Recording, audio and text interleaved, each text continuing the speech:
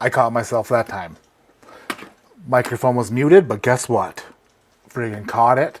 Caught it right away. How's it going, everybody? Happy Friday. Happy Thanksgiving. A day late. Hopefully you all had a wonderful, wonderful day yesterday. And hopefully you guys didn't have to work today and got a long weekend coming up. I know I do. The kids actually had all week off from school. They didn't have to go to school all week. Weird. They probably won't get out of school until August, but that's just the way it worked this year. What's up, WJK? Bill's in the house. What's up, Bill? Travis Robeson's here.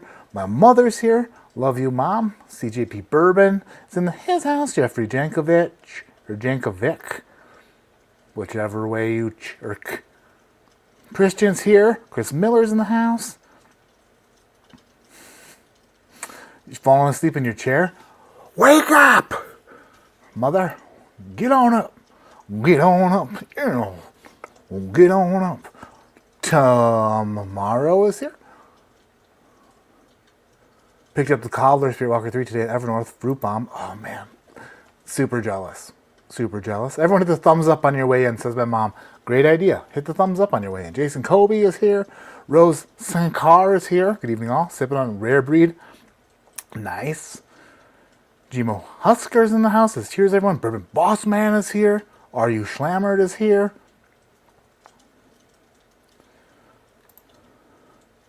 Turning on. Oh, my camera's been on. My camera's been on, dude.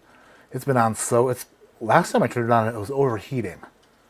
But not seeing that because I put the space heater in the garage and had it a bit too close to the old Sony camera.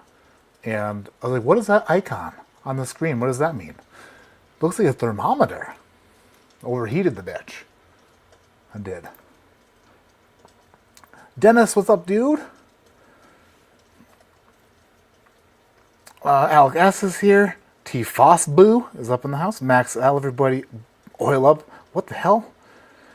Everybody oil up for a good goon sesh? Whatever. Whatever floats your boat. Or whatever my mom would say. Foolproof Hunter is here. Randall Erickson, what's going on? Dara's here. Dara, look what I got today.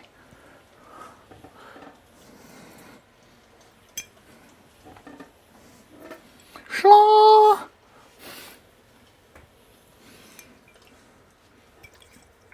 I got one. Yeah. It was Dara's Barrel King rye pick. Amazing rye.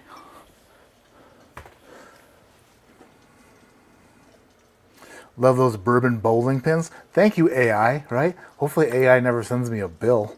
Because they'd be like, who knows, they probably get what they wanted to. Anthony Locklayer's in the house. What's happening? Derek Johnson, happy Thanksgiving, you chunky buggers. That's right. All y'all chunky buggers. And skinny buggers. And, you know, people in the mid. Whatever. David Hargest is here. There's a harvest joke in there somewhere. But we have a sleepover tonight. And the kids are just being loud. We had a sleepover last night too. Different kid tonight. And they're just rambunctious. So you might hear banging and, you know, children activities. Hopefully they don't break anything. You haven't slept all week. What the hell? You need to get some sleep. Sipping NyQuil tonight.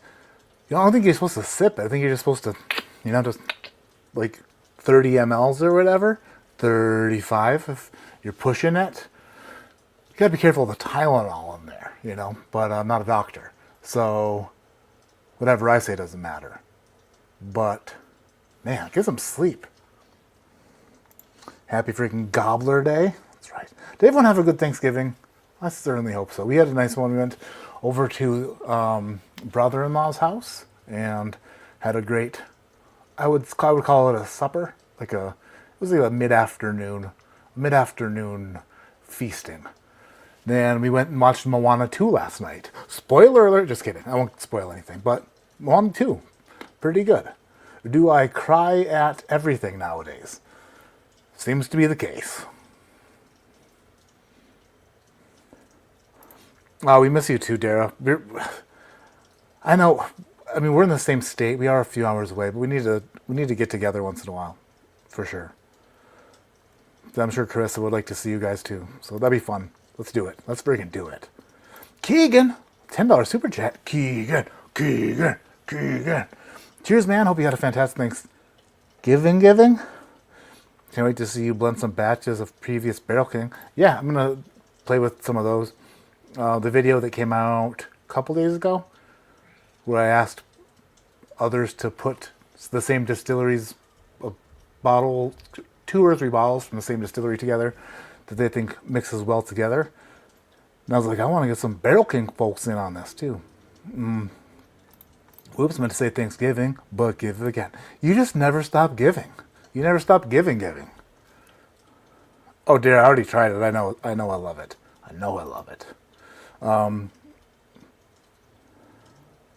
Just try my first, okay, I gotta see what this says. Just try my first American single malt Stranahan single barrel cask strength pick. Your thoughts on American single malts? They are hit and miss. Some of them are good, and most of them I hate. Most of them I don't like. So, I'd like to hear your thoughts, though. You seem to not tell us your thoughts. You just want to know. They're just, they are what they are. Oh, boy. TV Yankee fan. Happy Thanksgiving, Matt, and to your entire family. Thank you. Yeah, we had a good day. And, man, it's like the holiday season all of a sudden. Out of nowhere. I got this Advent box behind me ready to go. Gotta start shooting those videos probably tomorrow, huh? Probably should get on that. But yeah, there's a little bit of snow here in the valley, western Colorado. The mountains got hammered. But yeah, it kind of feels like the holidays when yesterday it felt like summer. So, weird. The kids are in the bourbon cabinet? No. All the bourbon is in the garage. Locked up tight. Sorta. Hypnocracy. Happy Alec Bradley's... What? Happy Alec Bradley Smoke'ems and whiskey for Matt Man post Thanksgiving. What? But also, yeah, at the same time. Hells yeah. Let's get this thing started. Let's get it started. We got to get this started right. And we haven't done this in maybe a week or two, but it's how we do. It's how we start around here. Let's dig into the 1 ounce Wednesday box. Thank you for the super chat, by the way, Hypnocracy. By the way, he is correct. Tonight's live stream is brought to you by the one and only finest cigars on the planet, Alec Bradley Cigars. Alec and Bradley, both sweet, sweet men. And their dad, even sweeter. Put them together in a room with some tobacco and stuff, and they just make magic happen. Magic that you can light on fire. And taste.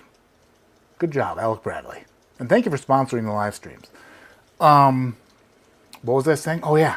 The 1 ounce Wednesday box is here. Underneath the fireplace. So you're just going to have to believe me. It's not really in view, but they're there. So I'm going to grab one. We're going to pour it. And that's the way we're going to start the stream.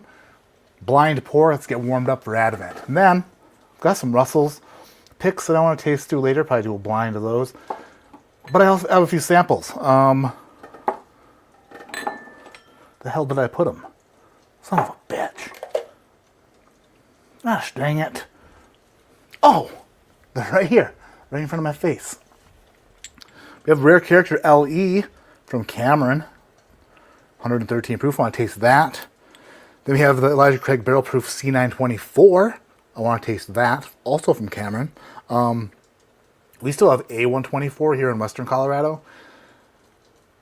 A124 and B523 are everywhere around here. We don't have any B524 or nothing. And then this sample has been sitting in the 1 ounce Wednesday box for a long time. And I was like, tonight is the night. We're not waiting any longer. I want to try Van Winkle Rye from Mr. Bill Kavanaugh, the most generous man, at least in Illinois, but probably the entire Midwest and further. Bill Kavanaugh, I love you.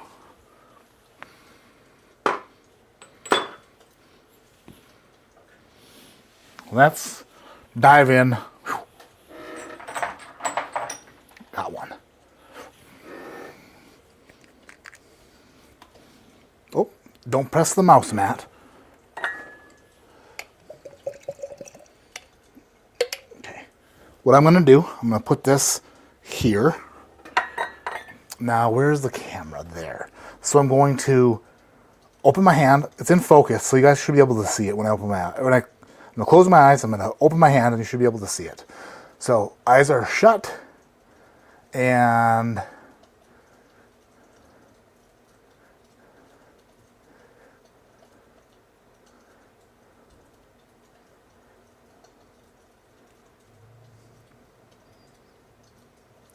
hopefully you can see it. You should be able to. I feel like it was right in focus. I feel like I was right in focus. I'm twisting it all the way around. All the way around. Oh! Right under my keyboard. Very hard. Put it back there. Somewhere. Did it damage anything? No. Huh. That would have sucked. Anyway, if you saw what it is, no spoilers in chat, please. Notice that FRB is all over Colorado. FR. Four Roses barrel proof.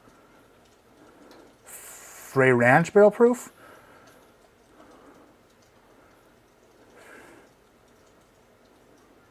Got to be Four Roses. I'm guessing Four Roses. I haven't seen any around here. Thanks, Aged in Oak. It was a very nice day. Hopefully you had a good one as well. Let's see here. I want to know. By the way, I was looking. How long are these Black Friday deals good for? Because I was supposed to buy the children something today, and I was just looking at bowling balls. So, whoops. Didn't buy any. I wanted to, though, but I didn't.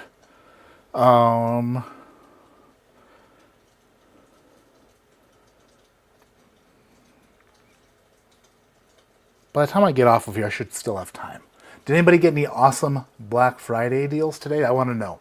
I want to know if it was from cool shit, non-bourbon related, or if you went bourbon shopping, bourbon hunting. Did you find any awesome, sweet deals out there? I didn't even leave the house today.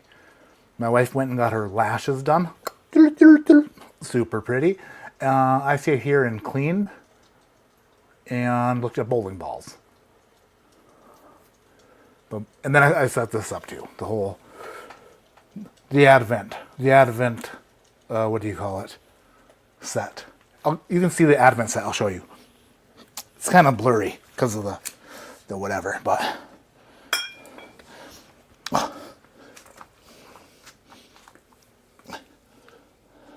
Ta-da! So pretty. Looks so good. Not really. Need some tweaking.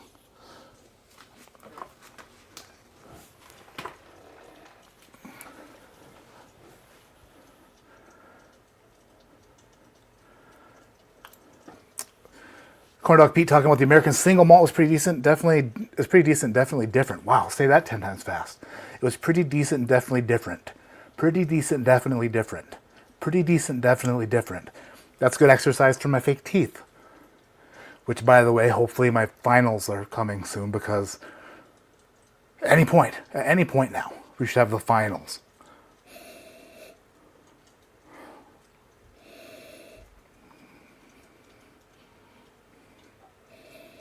The hell is that? Whoa. Good grief. Buffalo Trace. That's a Buffalo Trace nose. A really good one. Wow. Holy shit. Whatever I just poured from the 1 ounce Wednesday box is phenomenal.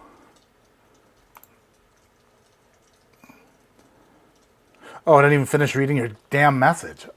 I got sidetracked by smelling this. That's my fault. I got a cereal oatmeal thing with some green apple, maybe some lemon, of course, and there's a hint of milk. Chocolate, it wasn't terrible. Wow.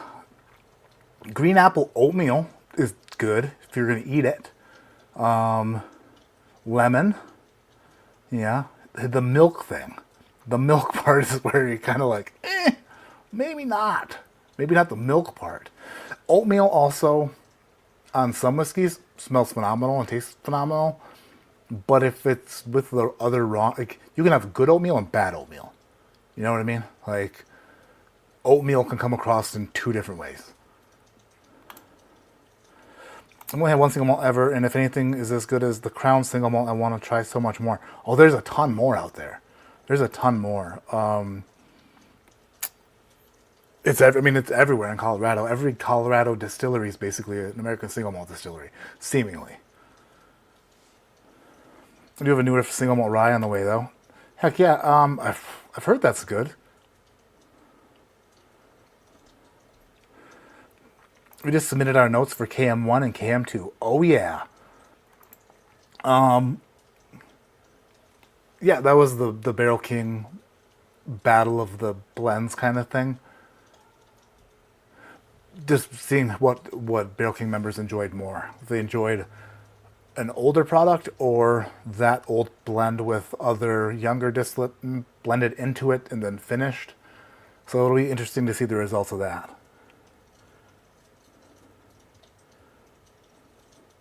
What's so funny?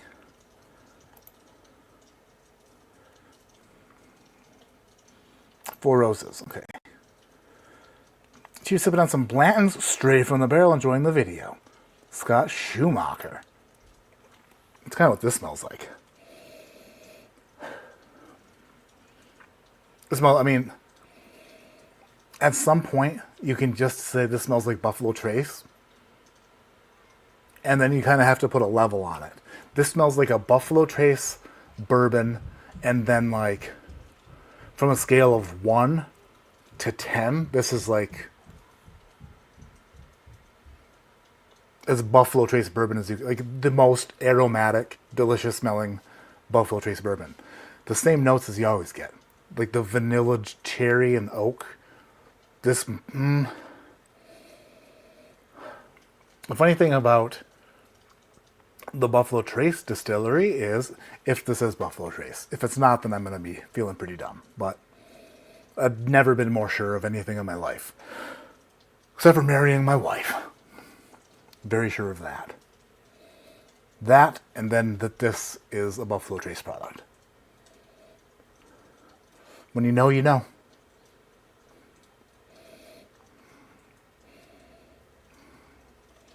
Grapey, little grapey. And Buffalo Trace, the oak comes off as grape. Thank you, Grease, from the podcast, for being laughed out of the room, but making a good point. That's what it does. Everyone was like, it's grapey. And he's like, it is grapey. But yeah. All right, let's go for a sip down the hatch. Let's get this night started.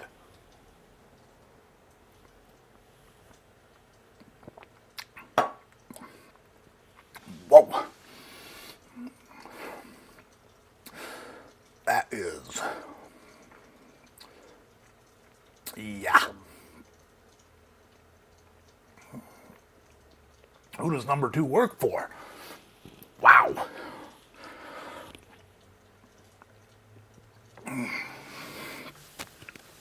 That is good. First sip of whiskey, though. So, don't want to get ahead of myself, but I'm guessing that's really damn good.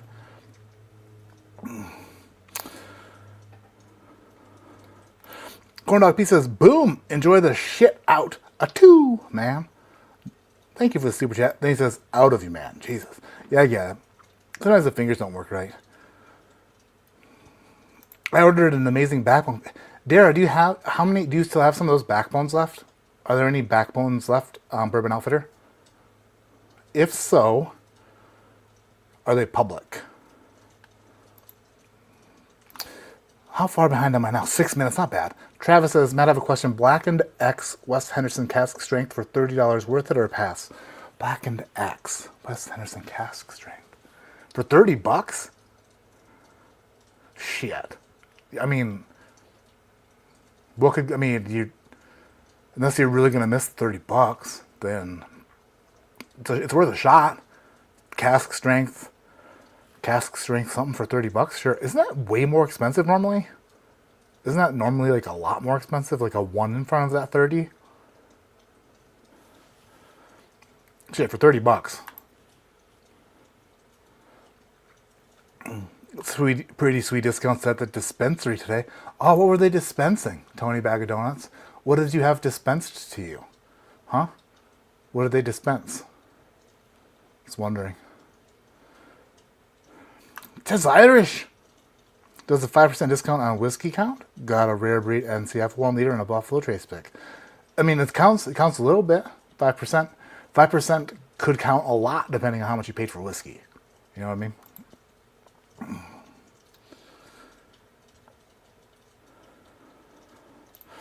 Stupid ski right now. No one around here is doing anything for bourbon for Black Friday. Yeah. Stranahan's 30% off. I typed like you talk. That happens.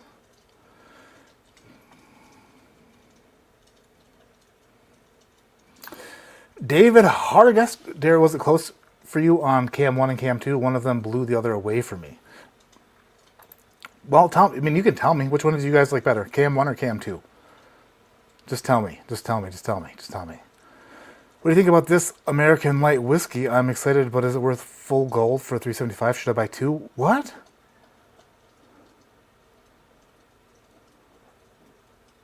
Are you talking about...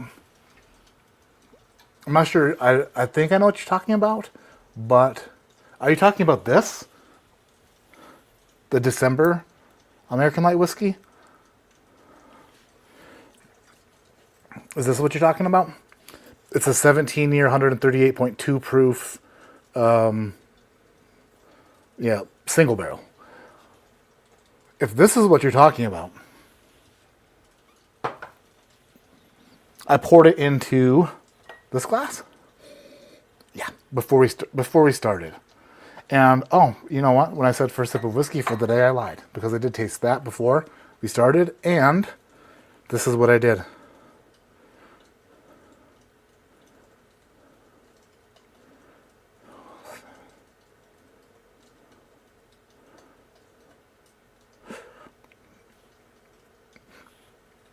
At 7:09 p.m., I tasted this, and I immediately sent a text message to Jared and Matt Bunch at Barrel King. I said, holy shit, that light whiskey barrel is amazing.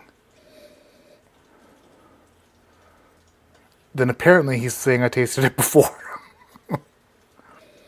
But yeah, it's really, really good. All right. Back to this blind pour. Definitely Buffalo Trace. Definitely a good Buffalo Trace.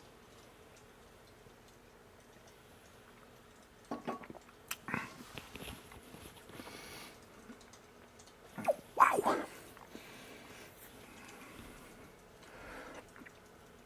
I have no idea what the hell that could be. It is phenomenal, though. Maybe like an E.H. Taylor something.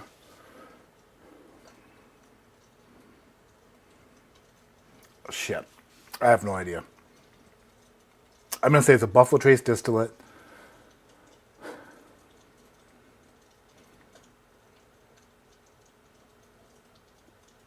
Between E.H. Taylor proof and Weller Foolproof proof.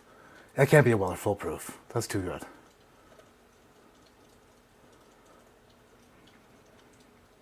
I'll cut it in the middle. I'll say 110 proof, even though there's no such thing as a 110 proof Buffalo Trace product. 107, but it's not an antique. I gotta give it a score.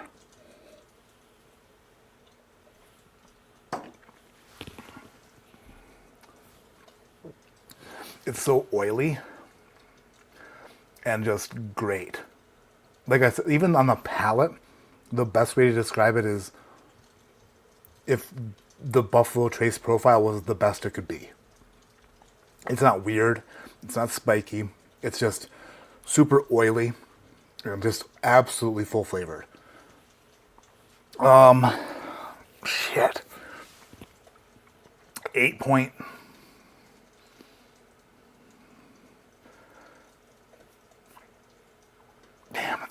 some of the best. Like, whoa, was that a Van Winkle?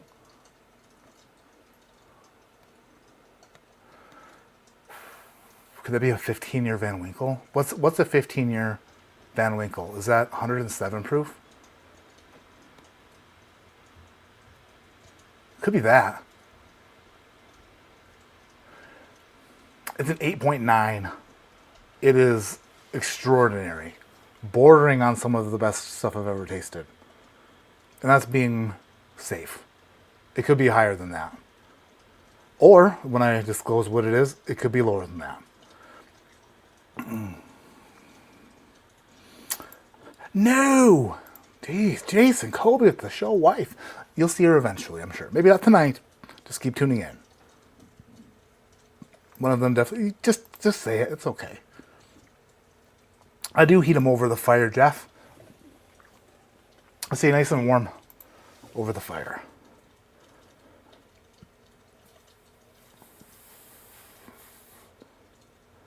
Was that the... Yeah, that's the first sample. I'm pretty slow at stuff.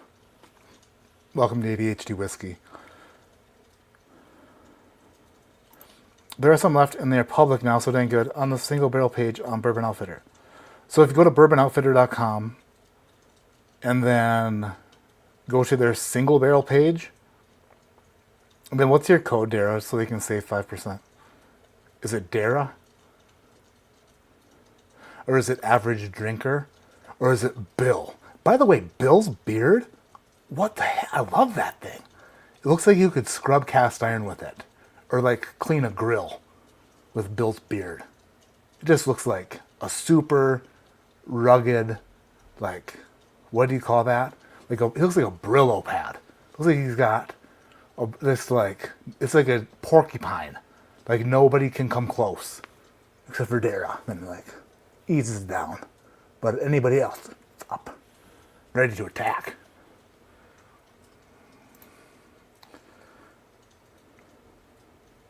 There's the link to Dara's pick. Pin that mug. Where?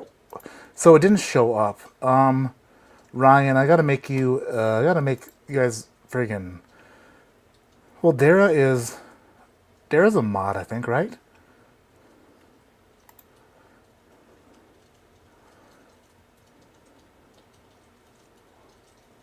Oh. So Dara, you're a moderator now, and you can post your link. Post the link. So it's a 10-year MGP backbone pick. If that's the case, then yeah, it's going to be phenomenal. And Ryan, you're also a moderator now. 2 new moderators, Ryan and Dara.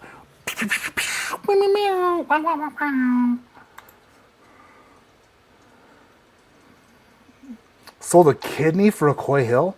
Oh, man. That is...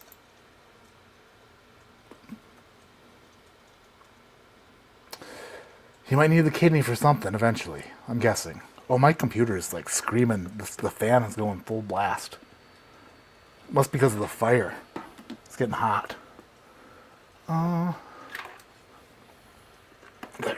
Better get some air. Oh, shoot. I didn't even reveal what it was. This was the first pour. You already saw it. I didn't.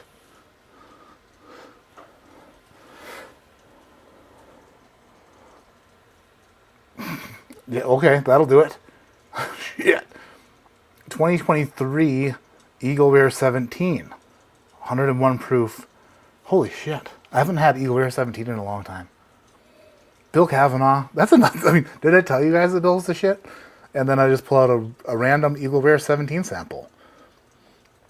I think I remember the first time I had Eagle Rare 17 was from Klein. By the way, Klein, if you ever watch this, I love you. And I miss you. And happy belated birthday. But... wow, that is a good... That might be my... You know, I'm going to go out on a limb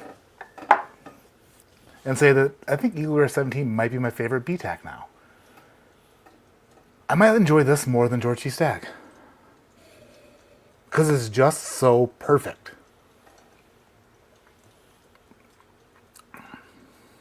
Hell yeah.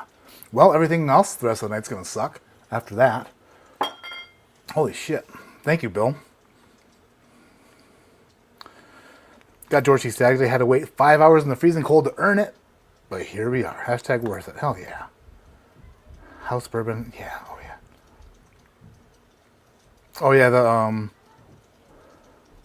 Well, I mean, so this 17-year-old light whiskey barrel, by the way, I blended some light whiskey barrels from the samples that I tasted with Jared on that live stream. I blended some together, and I was a bit like skeptical about blending them because a lot of them taste so similar. But when you started blending them, you got like spikes of this and spikes of that. But like Jared says, I blend like for, what does he say, deletion or something like that. And I did that again, and I caught myself doing it, and I kind of laughed because I was like, this is how Jared says I do it, and I'm definitely doing it. So the barrels that I was putting into the blend, I was just trying to eliminate these like harsh tannins and things that were coming through. And actually pretty damn quick, I got a blend that worked really, really well. Those are going into brand new Char 3 barrels. So it's like, yeah. I mean, is it possible to recreate some old Carter American whiskey when it was at its peak, at its finest? We're going to try. We're going to try to do it. And I can't wait to see how that comes out. Because this is 17-year-old light whiskey, so it's older than what I think a few years older than what the old Carter Americans were. I don't know. I'm just pumped to see how it turns out. How far behind am I at now? 8 minutes. Not bad. BTAC is next up where I'm at in my collection, so I'm not willing to pay full secondary, so be patient for now. Virginia is hard for BTAC. Yeah, I mean, I think everywhere's hard for BTAC. It's just like, I think that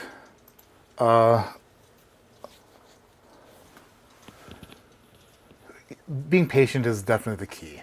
Because I'm sure, well, I don't know.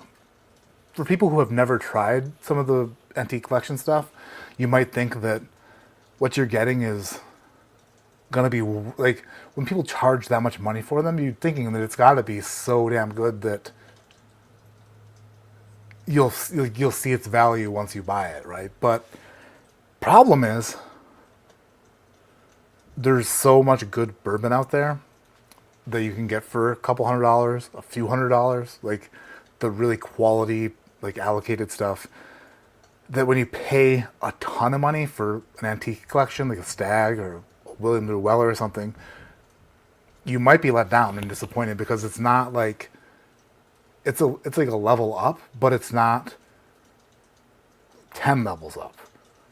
I think in order to get like that next level type of bourbon, stuff like King of Kentucky, that's where you, and like the older Van Winkles, stuff like that is when you really start to see, I think some Mr. Sam's are like that too. There's a lot. The old Fitz's, like when you start like getting to that next actual level where you're like, oh shit, I've never tried bourbon like this before. Whereas unfortunately, some of the antique collection stuff, you will say, oh, weird, I've tasted something kind of like this before, and I paid a lot less for it.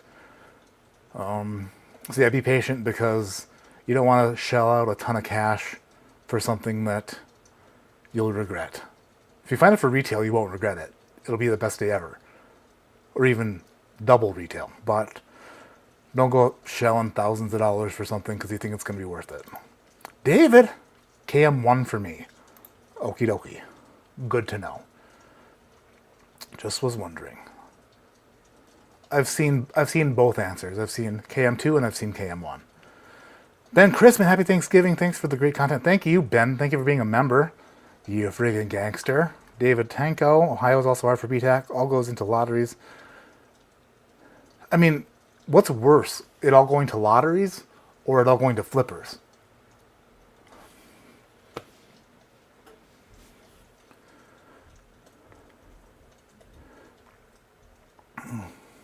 Fingers crossed for the 5th announcement. Son of a bitch. What are we talking about? The fifth announcement. Did I have an announcement? Or is there an announcement? The fifth announcement. What are we talking about? 15 years, 107, I think. Okay. Well, we're past that now. It wasn't that. Clow.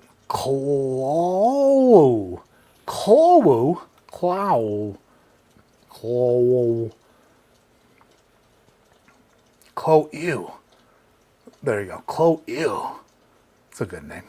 Hi, Matt. It's my first live. Welcome in. Thank you for being here. Children screaming in the back. Didn't sound like they hurt each other. Sound like they killed each other. That should be okay. Stop, Sylph. Jeez Louise.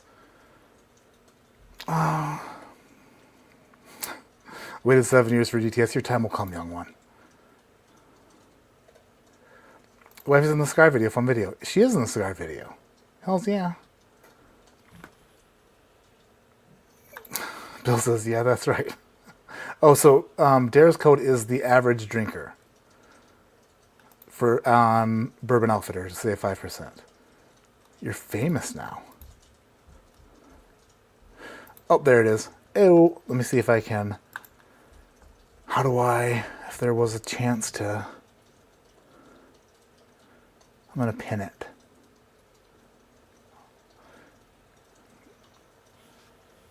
How in the world, where did it go on the, oh, top chat? No. Live chat. I'm over on the YouTube side now trying to find the comment to pin it. Because I was reading the comments out of StreamYard.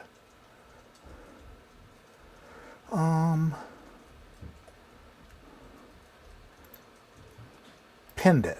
All right. The link to Dara's 10-year backbone pick is pinned to the top. Use code TheAverageDrinker to save 5%. 10-year MGP. Is it the 21% rye? I'm guessing that's what it is. That's what they had when I was there. And I've had an 8-year-old pick and a 9-year-old pick from Backbone, so I'm guessing that the 10-year-old pick is going to be absolutely bonkers.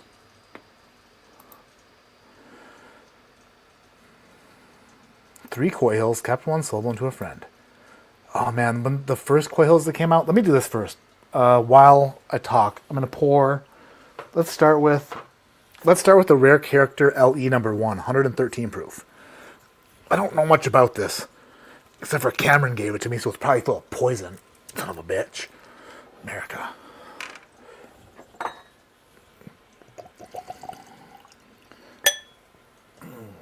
Let's do a little research. Since I'm only 8 minutes behind in chat again, still? I thought I caught up. Traded one for a 13th Colony Double Oaked. Phone vibrating. Everything's going... Oh, kids' step count for the day. They weren't wearing their watches. So I don't know how lazy they were. They weren't. They've been running. Running like my mind. Oh, the ERF 17. It's realistically very, very, very good. Was that just a good year for the Eagle 17? I think that... Correct me if I'm wrong, but I think that they were 90 proof, and then they've recently been, over the past few years, raised to 101 proof. And every Eagle Rare 17 I've had, even though it's only been 2 or 3 times, has been absolutely crazy good.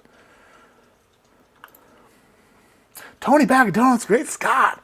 Matt, I made the JDS Jack Daniel Single Barrel Barrel Proof 50-50 blend, and Luol Dang is something. Luol Dang, Chicago Bull. Well, I was happy to Tony coach you into doing that. Boom, another Bulls reference. And a 90s basketball player. What a ramp up on the palate. A real mouth puncher. Cheers. Right? I think that... And I've read some comments saying like, oh, why do you... Like, is it necessary to blend whiskey? It's not necessary. But it's fun just to play with stuff if you're bored. What is this again? Rare Character. LE. Number 1. Research. Toshi Bake with a super chat. I'll read it in a second. I just switched to a different screen. Rare Character. LE 1.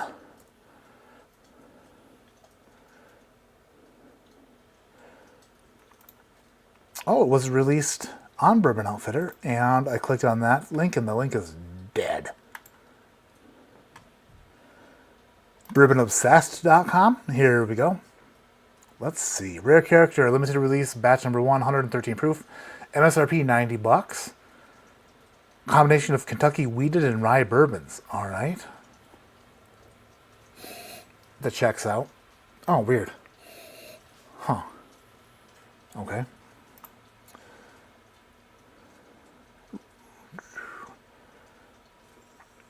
Rare character limited release Kentucky straight bourbon whiskey. Batch number 1 begins with a foundation of 5.5-year Kentucky distilled wheated bourbon. This was then layered with 8-year and 15-year Kentucky rye bourbons. The result is a bourbon with a cask strength of 113 proof. According to the brand, the base layer of 5.5-year wheat bourbon was critical, ensuring the sweet dessert-like qualities remain prominent. Okay. So it's a blend of wheated bourbon and regular old rye bourbon. Nice.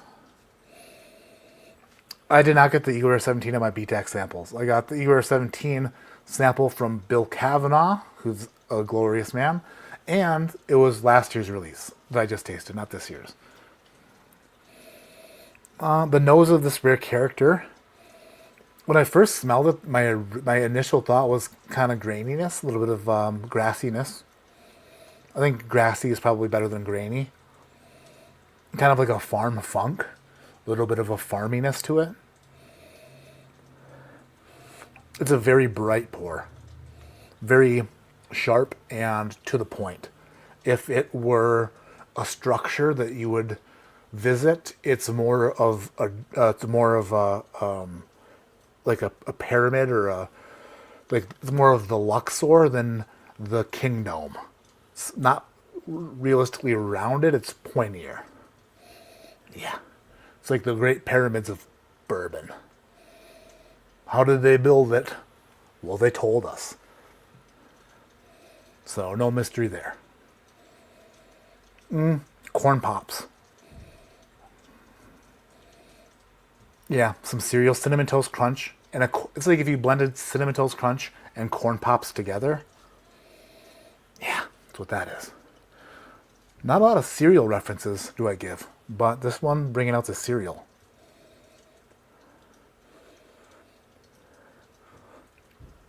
A tropical funk to it, kind of. Like maybe a mango, which is a weird note for me. Which might not even be accurate, might not even be the fruit I'm thinking about, but in my brain it went to mango.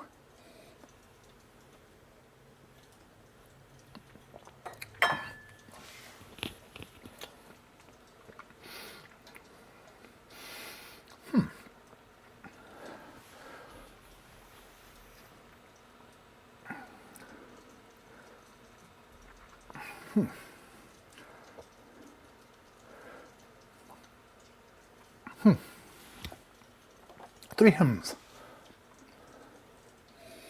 I'm not sure if... Is that? Not that. Here. It is a bit bright. Second sip. Yeah, I don't know if I like that a lot. Up front is where I'm very hesitant to say anything other than but there is a part in the middle that I kind of enjoy, and then on the back it gets a bit bitter again. It's a bitter pour. Maybe not to everyone. Maybe I'm just very susceptible to bitterness. Maybe I'm sensitive to it. Maybe it's just a sample bottle. By the way, comes out of a sample bottle. And I think it is fair to say that anything that you didn't buy yourself, which I had this conversation with somebody recently and it made a lot of sense, anything that is sent to you in a sample bottle, you take with a grain of salt because you have no idea what was in here before, how it was, like there was no chain of custody here. And you don't know anything about anything, other than it came from Cameron. And who knows what Cameron was doing before he poured the sample. But it is a bit sharp and bitter, and I don't want to say it tastes young, but it's definitely unique. And that's a good point. A unique pour. I wouldn't buy it. If I saw a bottle of it, I wouldn't buy it. The label on it's beautiful. The label on the bottle is beautiful, but I don't think that one's for me. Oh, geez, Louise. Toshi's super chat's been on the screen for this long, and you only see this much of me. It's probably a good thing.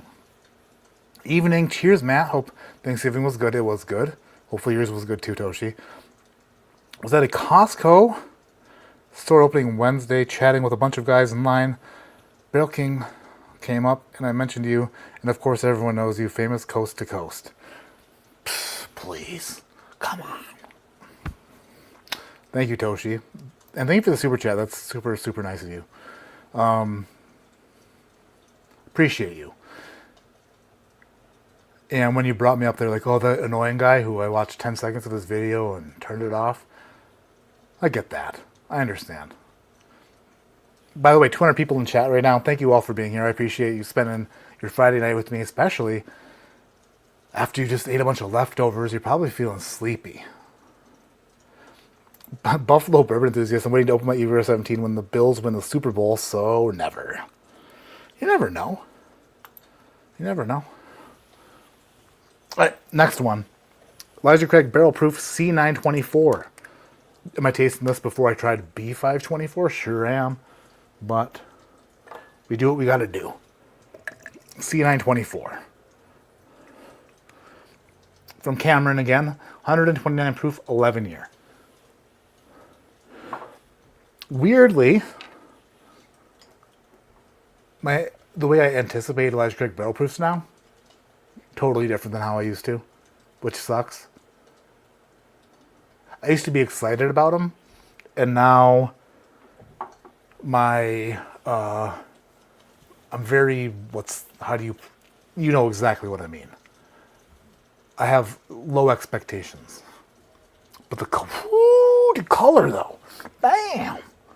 The color looking good. The color looking nice.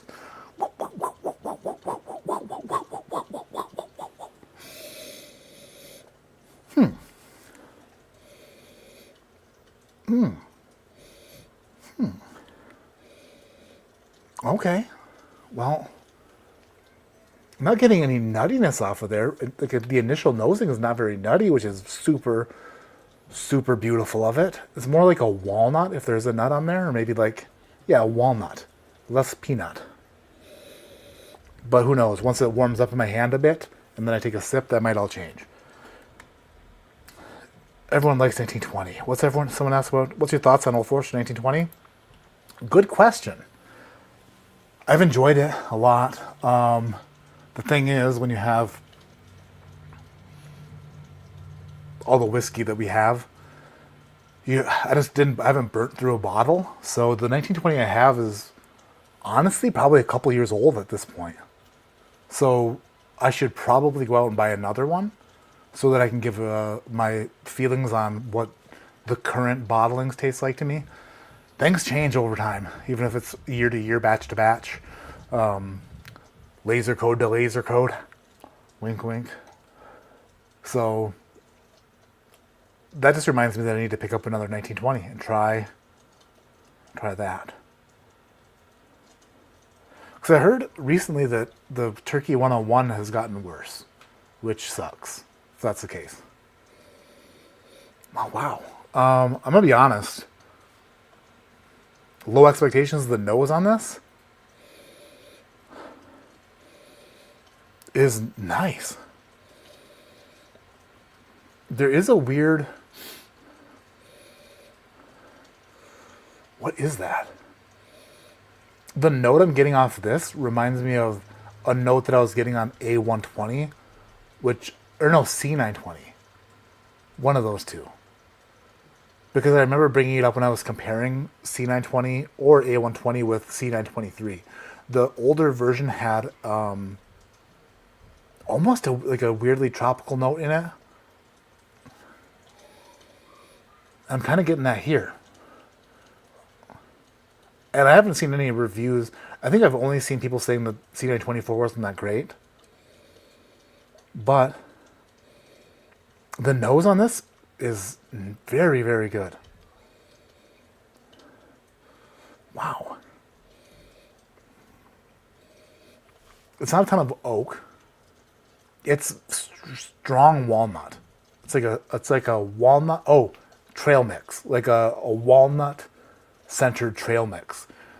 Take out the peanuts and put in walnuts. Yeah. Super smart. All right, down the hatch. C924.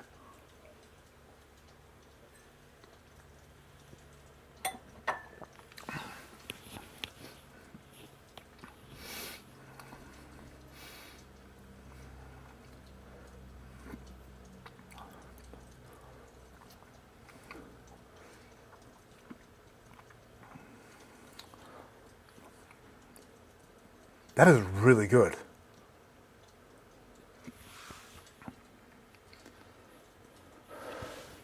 It might not be like old, I don't know. Did Cameron screw with me and put a different batch in here? Because that... Hey, out there, chat. Have you guys had C924 yet? Elijah Craig Barrel Proof C924? What do you think? Am I crazy, or is this really, really good? I'm not sure if it's vintage Elijah Craig Barrel Proof, but this profile beats the shit out of the nutty profiles that, like I don't know what the hell happened with the older, like the most recent ones, where they tasted like immature Heaven Hill distillate, like the nutty, overwhelmingly nutty Heaven Hill stuff. But this is not that. Damn. Oh, also shit. I was going to do it tonight. I guess I won't. Maybe next week. I was going to do a giveaway tonight and I completely forgot. I'll do it in December.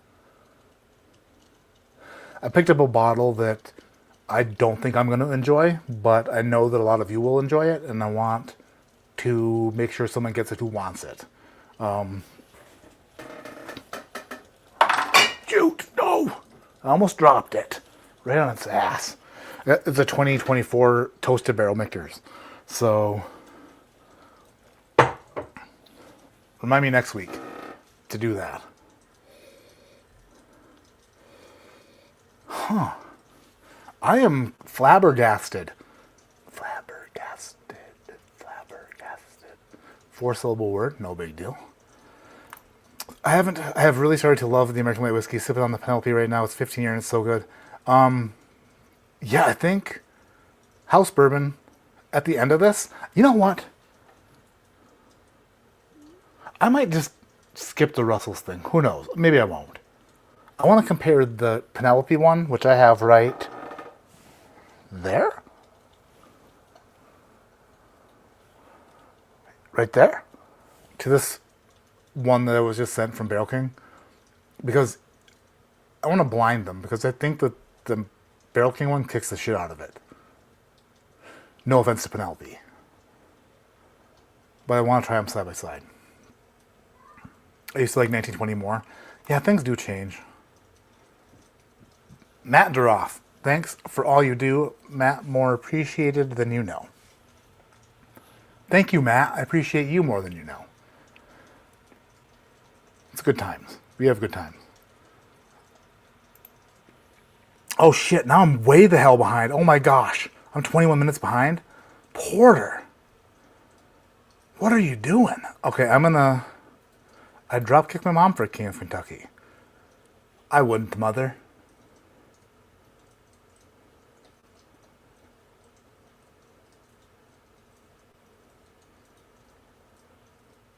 Because I love you.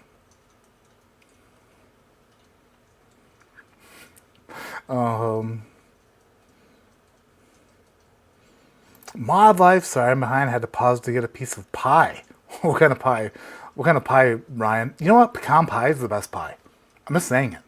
I'm going to throw it out there. Pecan pie is the best pie in the world. I love pecan pie. And there are a lot of good pies. But I love a good pecan pie. Oh, Dara, I love you too. 21%. Geez, 21% MGP bourbon is her 10-year pick that's pinned to the top.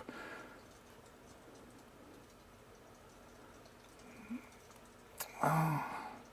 Richard just crushed a big slab of pie. I'm trying to get caught up. Sipping Beam Winter Reserve. Thanks to you, Matt. Great call. For $20, $25. Hell yeah. I mean, I think it's super solid for $25. Not even like toasted bourbon.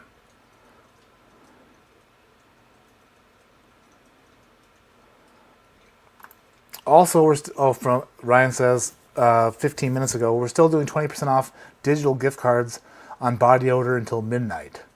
Oh, Bourbon Outfitter until midnight. Sorry. I was thinking about me before thinking about you. Just kidding. I smell great. So you could buy a $150 gift card for $120 and put towards Dara's pick and have leftovers for ADHDers. Russell's pick coming soon. By the way, shit, let me show you. I'm going to show you guys my sticker for the Russell's pick, but first I got to get caught up. Heck yeah, I made Matt lol. Oh, because of the Luol Dang. Yeah, that was good. See, I even remembered your joke. That's how funny it was. I remembered it. Normally I don't remember anything. MGP or Barton? I'm guessing the... Are you talking about the backbone pick? It'd be MGP. Ryan's just out there. Hey, spend $1,000. 300. I love it. You're funny, Ryan. You're the best. Ryan is one of my best friends. Great guy. I miss you, Ryan. Mark Boyer. Hey, Matt. Love you, brother. Love you, Mark. How's it going? How's everything happening in Lower Michigan? The Russell's Reserve 15 is a far more exciting drinking experience. I have a 2022 handy, and I have a bottle of Russell's Reserve 15. It's not even a close fight. Russell's Reserve 15 is an absolute crazy bourbon.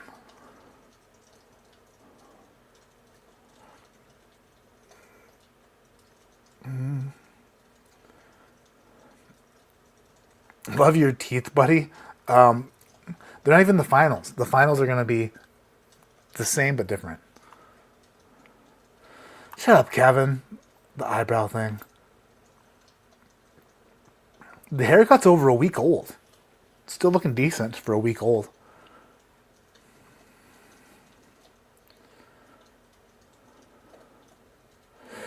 I hate trying to put a positive spin on something you don't like. I had to do that a few days ago. I don't have to do anything. My problem with that is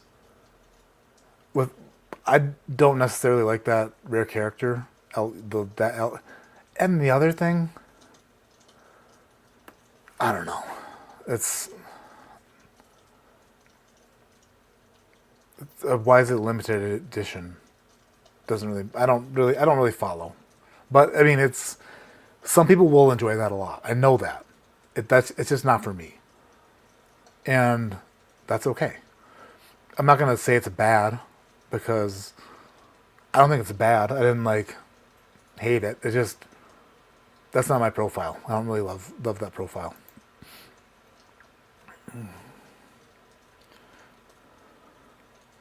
Like B524 over C924? Is B524 really good? Shit. Colorado sucks. We're still on the terrible A124. All right, final sip of the C924.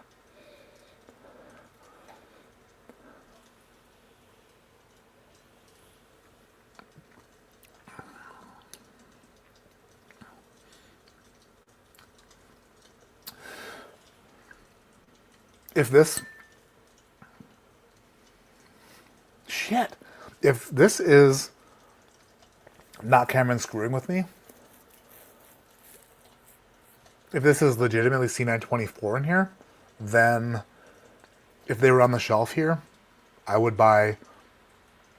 I'm not even really buying a ton of whiskey right now. Trying to pinch pennies a little bit. That's a backup worthy bottle, if not a couple. I wouldn't buy if there were several on the shelf. It would be really hard for me to buy one. I'd probably buy 3 of them.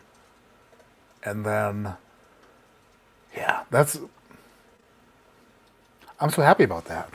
And I need to revisit it again, which I don't have any to revisit. Damn it. But eventually I'll end up getting a bottle somehow. And then I'll revisit it then to see if my experience lives up, because that tastes really, really good tonight. Maybe I'm just in the mood for that.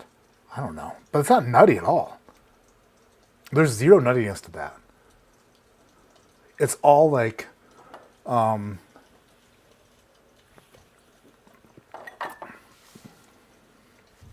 rickhouse, burnt caramel. A lot of the older Elijah Craig barrel proofs, you get like stewed fruits, but this is more like a burnt fruit. Like if you were like stewing fruits and then the phone rang and you didn't have a cell phone, it was a house phone, and you had to go into the other room and answer it, and then it's on a short cord, and they're like, do you have a minute to talk about your extended warranty? And you're like, oh, sure. And then 3 hours later, stewed fruits burnt to the bottom of the pan. Because there is char, there is like it tastes like, I don't even know how to put it together. Caramel, pie crust, blackened fruits. That is really, really good. I like that a lot. Drank Dan and Sean C924 today. Meh. Mark, what did you drink before it?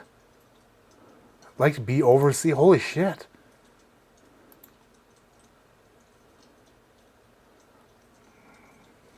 Come over, I'll pour it out. C924 is good, but not amazing. Maybe it's just my expectations going into it.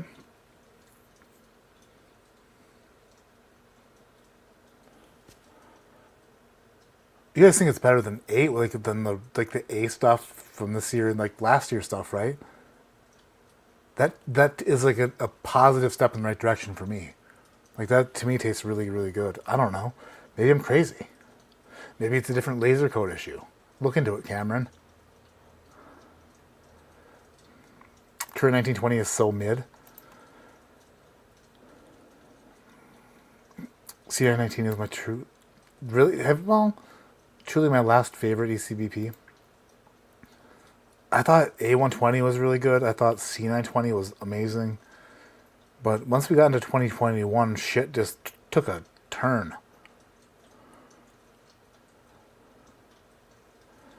Not true about the Wild Turkey 101. Nothing beats the old Pirate Bottle ECBP. They're so phenomenal. I wish I kept them.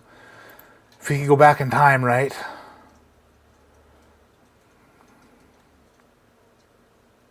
I saw a toasted barrel proof pick today, but passed because Elijah just doesn't do it for me anymore. Yeah, I don't know. I don't really love toasted stuff, but I'd be willing to give the barrel proof toasted Elijah Craig a try for sure. Maybe one of them just to see. C924 very spicy on the palate, on the front of the palate. I'm sorry, I'm trying not to burp. C924 very spicy on front of palate. Had to open up with water. Tasted against C922, which was better. Wow. Okay. C924 doesn't. So I guess I need a B524 and a C924. Still a little nutty on the palate.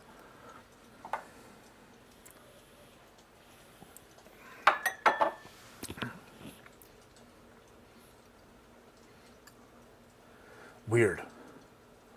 If I look for it, if I'm like searching for nuttiness, that last little tiny drop, I guess I got that. But I felt like I was looking before too and I didn't taste it. I don't know, maybe it's just my palate tonight. So take whatever I just said with a grain of salt, because in the comments, I trust you guys. In the comments you're saying, so I trust you. Don't trust me, trust chat. Chat says, meh. So I'm going to need to get a bottle and then sample it for myself on a different day, because today maybe I tasted something earlier that's like canceling out the nuttiness. Possibly. You never know. Damn it, now I have to crack it. BRB. That's funny. Love the B and C batches here. Man, it's the laser codes, right, Toshi? You never know. Cameron will be in on that racket. C920. Oh, C920. So good. I really enjoyed C924, best of the year, but not as good as C923. C923 is really good. But tasting it against C920, it really is eye-opening how good the older Elijah Craig's were. Because C920 stomps C923. Weirdly.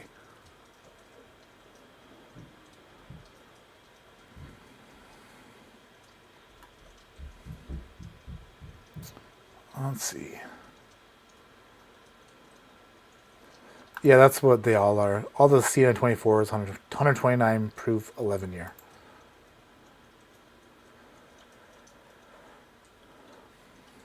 Yeah, C920 is C920 was my 2020 whiskey of the year. C920. Okay, well, this is one way to look at that too. I'm gonna pour while I talk. I'm gonna pour this and let it sit for a minute before I taste it. This I've never had this before. If I have had this before, it was at Dan and Julie Lake's house, but I don't remember. So, as far as I know, this is the very first time I'll ever try this, and it's Van Winkle Family Reserve Rye, 13 years, 95.6 proof. This is the 2022 release from Bill Kavanaugh, who's one of my favorite people, and I can't wait to actually meet one day in real life. Because there are lots of hugs coming for Bill Kavanaugh whenever I meet him in reality. So I'm going to let that sit in the glass for a minute and talk about... So the C920. 2020 was a great year for bourbon.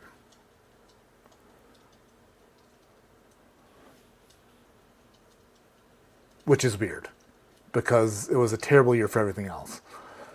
But... in 2020, all those tote barrels of that weird mash bill beam stuff came out. So we had a ton of that hitting the market. And a couple of those made my top 10 bourbon of the list. Top 10 bourbon of the year list. Wild Turkey Masters Keep 17 Bottled in Bond came out in 2020, which was, looking back on it, could it have been my bourbon of the year? It could have.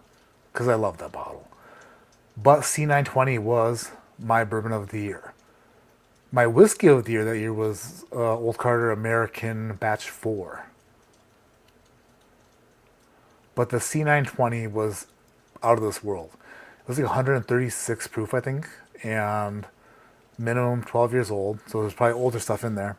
And it just was phenomenal. So you say that that one is famous. A lot of times things become famous because of hindsight. So like cult classic movies, shit like that, like looking back on it, oh, it was the last great Elijah Craig barrel proof, so it's famous. It was famous before we even knew that the rest of them were gonna suck. You know, like anything after that never held a candle to the C920 in previous batches. But when we were like talking about that batch at the time, we didn't know that we'd look back on that saying it's the last great batch. When A121 came out, everybody was pumped because C920 was so good. A121 was like, oh shit, what are they going to do next? Hells yeah. And then we got A121 and we were like, the fuck is this? Pardon my language, mother, I said fug with the G. So, no penalty. Ricky in the house. 15 minutes ago? Shit.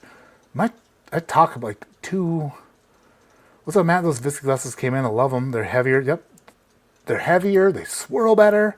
They're great. Whiskey glasses are great. Let's see. Oh yeah, I don't think it's C923. I don't know. Is whiskey the Glen? It's called a whiskey Scotch tasting glass, crystal footed Scotch tasting glass. Pecan pie greater than everything. Hells yeah. Pecan pie is awesome.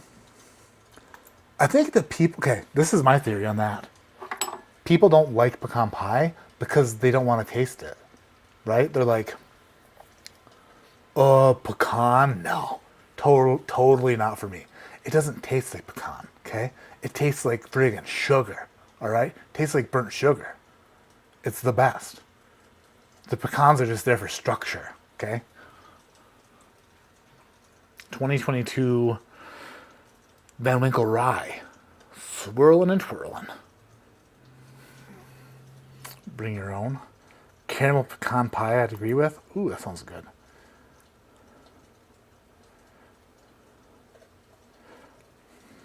Remember the Rock's favorite kind of pie? Oh, shoot. I should, right?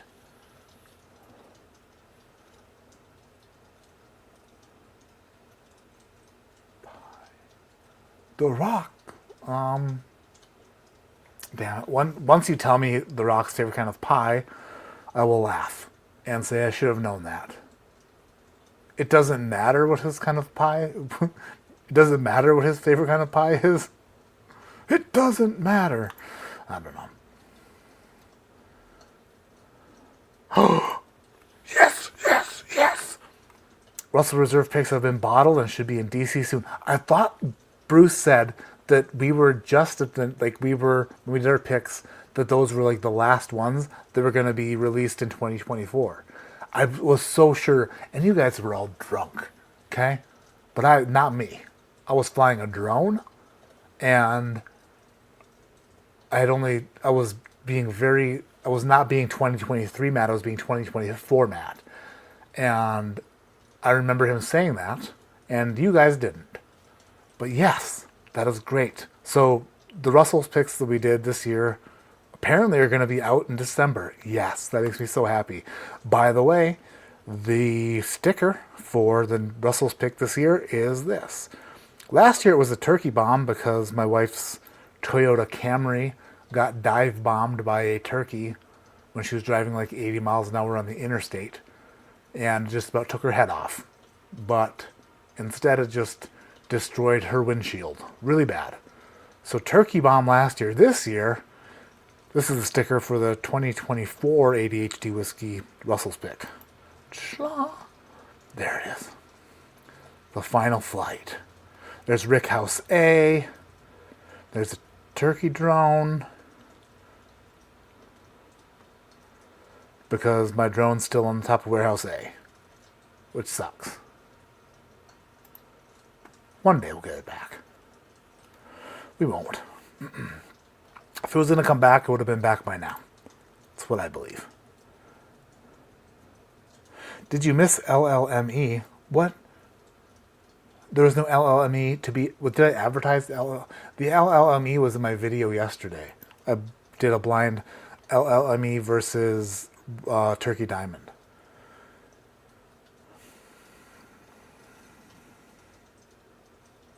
The Russells I was going to do was, or that I plan on doing, are the single barrel Russells.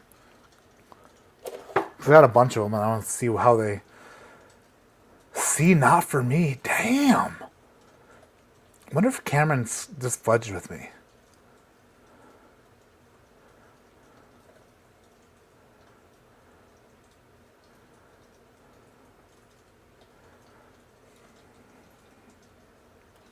A24 was nutty. B24 was good but thin. C924 was an exceptional experience. Weird.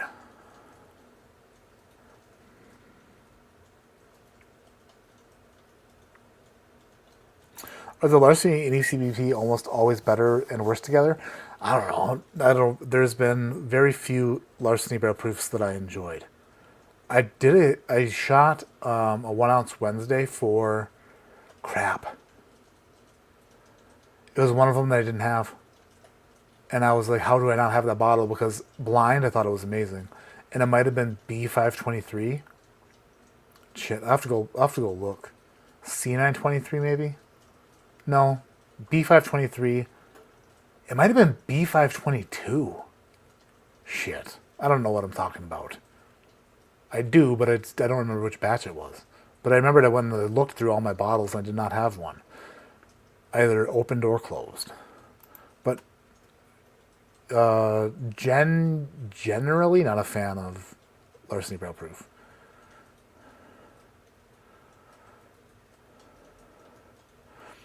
He has 0 nuttiness on the C924. Huh.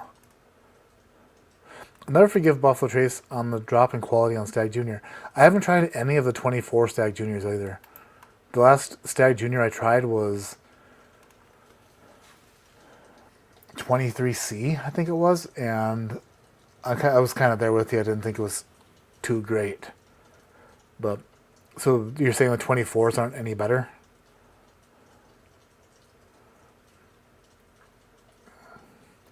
Was it B522? It might have been B522. Oh, Poontang Pie. The Rock's favorite pie. That's right.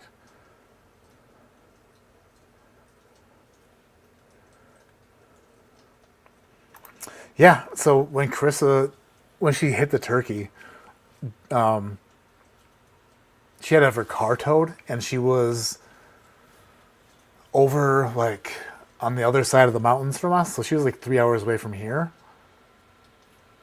And she needed a ride, so guess what? Dara and Bill picked her up. Thank you, Dara and Bill, again for that. That was very nice of you. What sort of camera do you use? I saw the Bourbon Junkies. You had a very substantial camera. What sort of camera do you use? I saw in the Bourbon Junkies you had a very substantial camera. Maybe a Canon.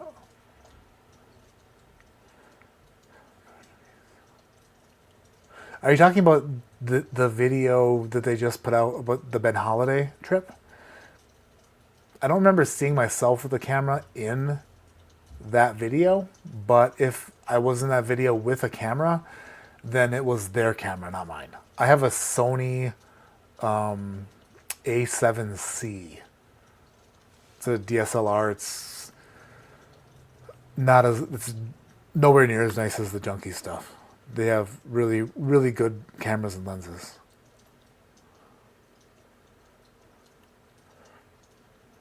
I caught up to chat. I know. I was scrolling and catching up at the same time. Doing so good. Hitting a turkey is no joke. They dive bomb you. It looked like, the picture of it looked like a bowling ball came out of the sky. And I know a thing or two about bowling balls. Isn't that right, bowling balls? Yeah. It was a big camera. Yeah, that's all the Junkie stuff. What is this now? Oh, this is the Van Winkle rye. Okay. It definitely smells like a rye.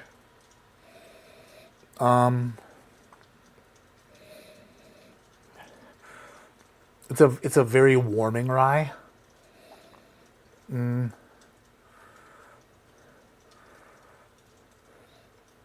smells very Christmassy.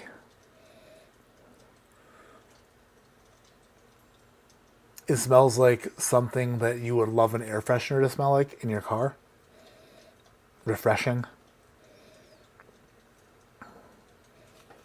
Ages on ryes are really hard. If I were to smell this, I would have never guessed 13 years old.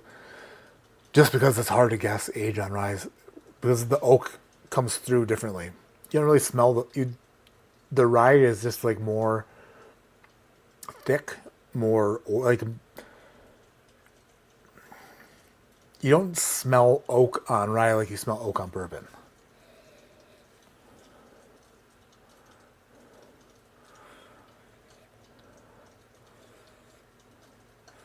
I mean, it smells so good, but nosing it, I don't know if I would nose this and say this is a super special rye. Not because of, I mean, there are a lot of ryes that smell really, really good.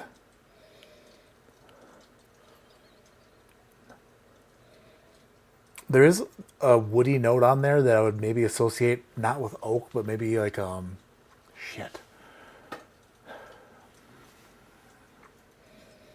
maybe like a cherry wood or something. And I'm not just saying cherry wood because I say cherries in every review. I'm not. It's not a cedar. It's not a pine. I don't know.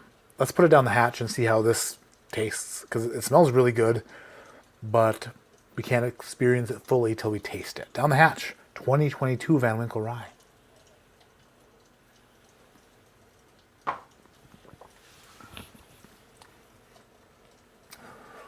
Oh heavens. That is gentle. That is like the best blanket. Oh my gosh. That is really damn good. It's much lower proof, obviously, than what I just tasted.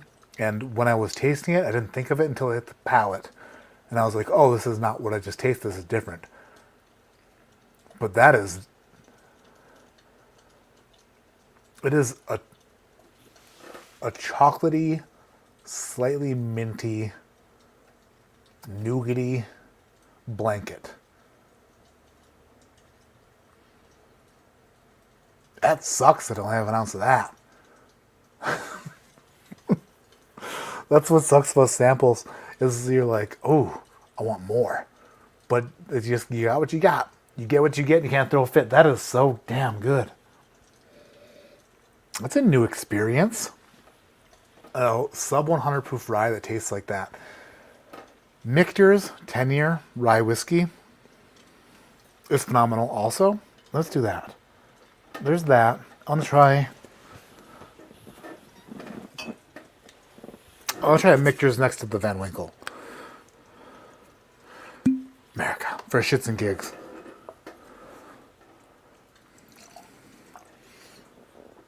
The Michter's 10 always had a bourbony profile to me.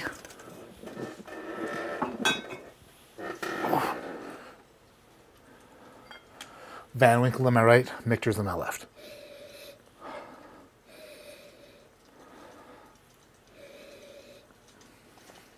I don't know if I like the nose on the Michter's more because it genuinely smells more oaky, more oak forward. Okay, Van Winkle.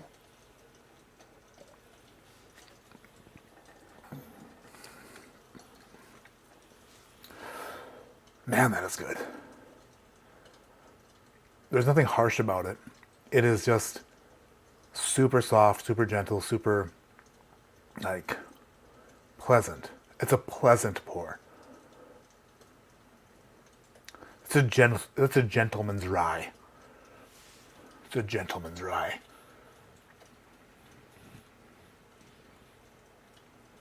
Finish on it is legit.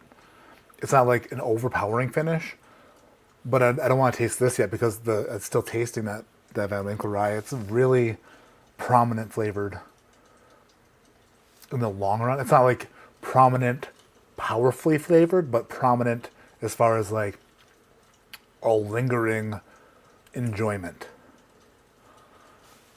That's special. It is special. If you could get a bottle for a reasonable price, that'd be even better. But turkeys fly, roost 20 to 30 feet in trees at night to sleep. Assholes. They know they're heavy. That'd be like me sleeping in a tree. Hey, guess what? Not a great idea. Because if I fall, I'm dying. Because I mean, like, chances of me flying before I hit the ground, very low. And if I hit a windshield, good God. It better be a Cybertruck. I'd fuck that thing right up. Pardon my language. But I would. It can absorb a bullet, but can it absorb a mat? Probably not. We tested out a mat on a Prius back in Chicago, and mat won. Prius was a loser. It was just a 3-step stumble. As God's my witness, I thought turkeys could fly. I'm pretty sure that they do fly, right? There's no other way, because it hit our windshield, and that was it.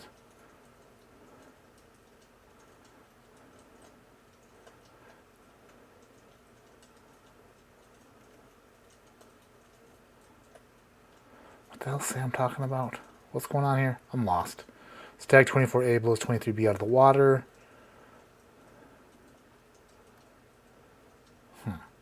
I don't know.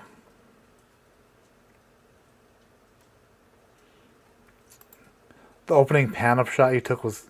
Oh, you're saying you got my drone, Adam? Is that what you're saying? That you looked through my footage? Yeah, the footage is good.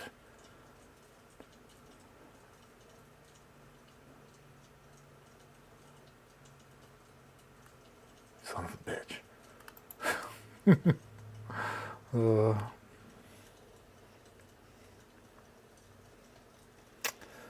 Van Winkle Rye 23, is that a real thing? Alright, here's the Michter's. The Michter's nose is more of a... I mean, it's more of a bourbony nose. And I say that because the oak really comes through a lot. The oak on Michter's Rye comes through like no other rye. The oak on Michter's Rye is more oak forward than any other rye I've ever nosed, I think. If anyone could put in chat what other rye has this much oak on it, like a prominent oak nose, then I will, of course, take that into consideration. But the Michter's 10 rye is the most oak forward rye that I can think of. Wow, it smells good.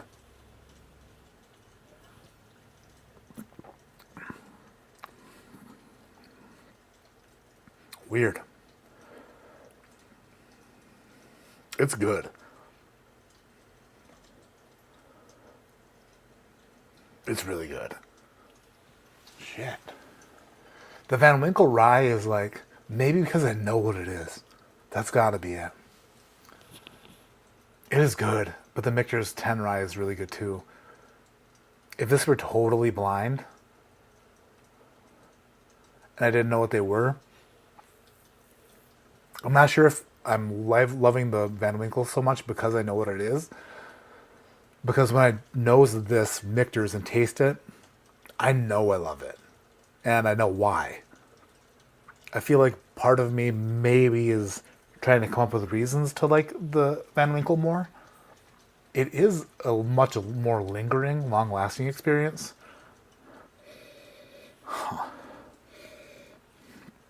I give the nose to the Michter's. Sorry.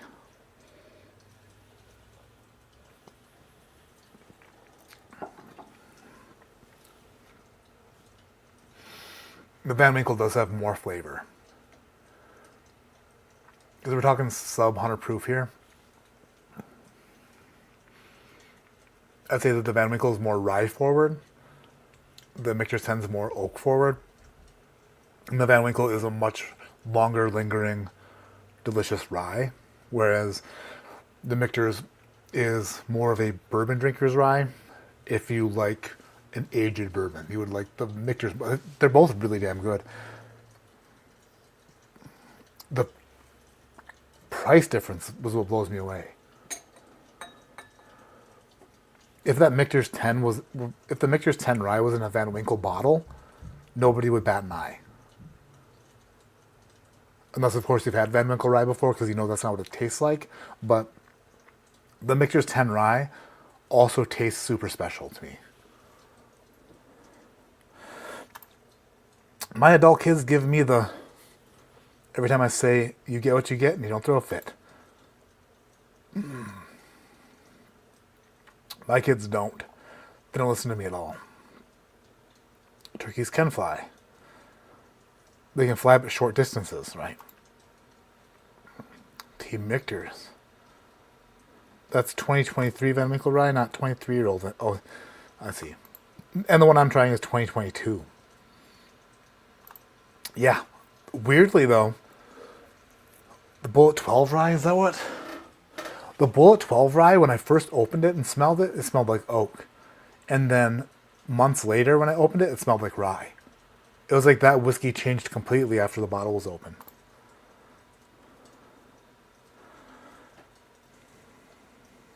I was talking about the shot in the Junkies video today. Oh, that makes sense.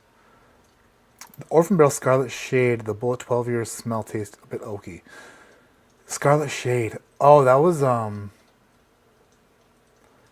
Scarlet Shade was the Orphan Barrel that I've never seen, but I wanted. The last Orphan Barrel I bought was the... Shit. Damn it, why do I get myself into these things where I want to say it, but I can't think of it?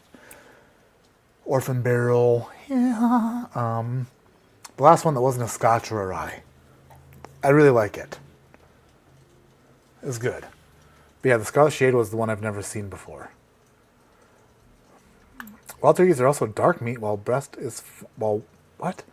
white breast is farm raised. Wild turkeys are all dark meat? Damn. Let's start hunting. Let's see.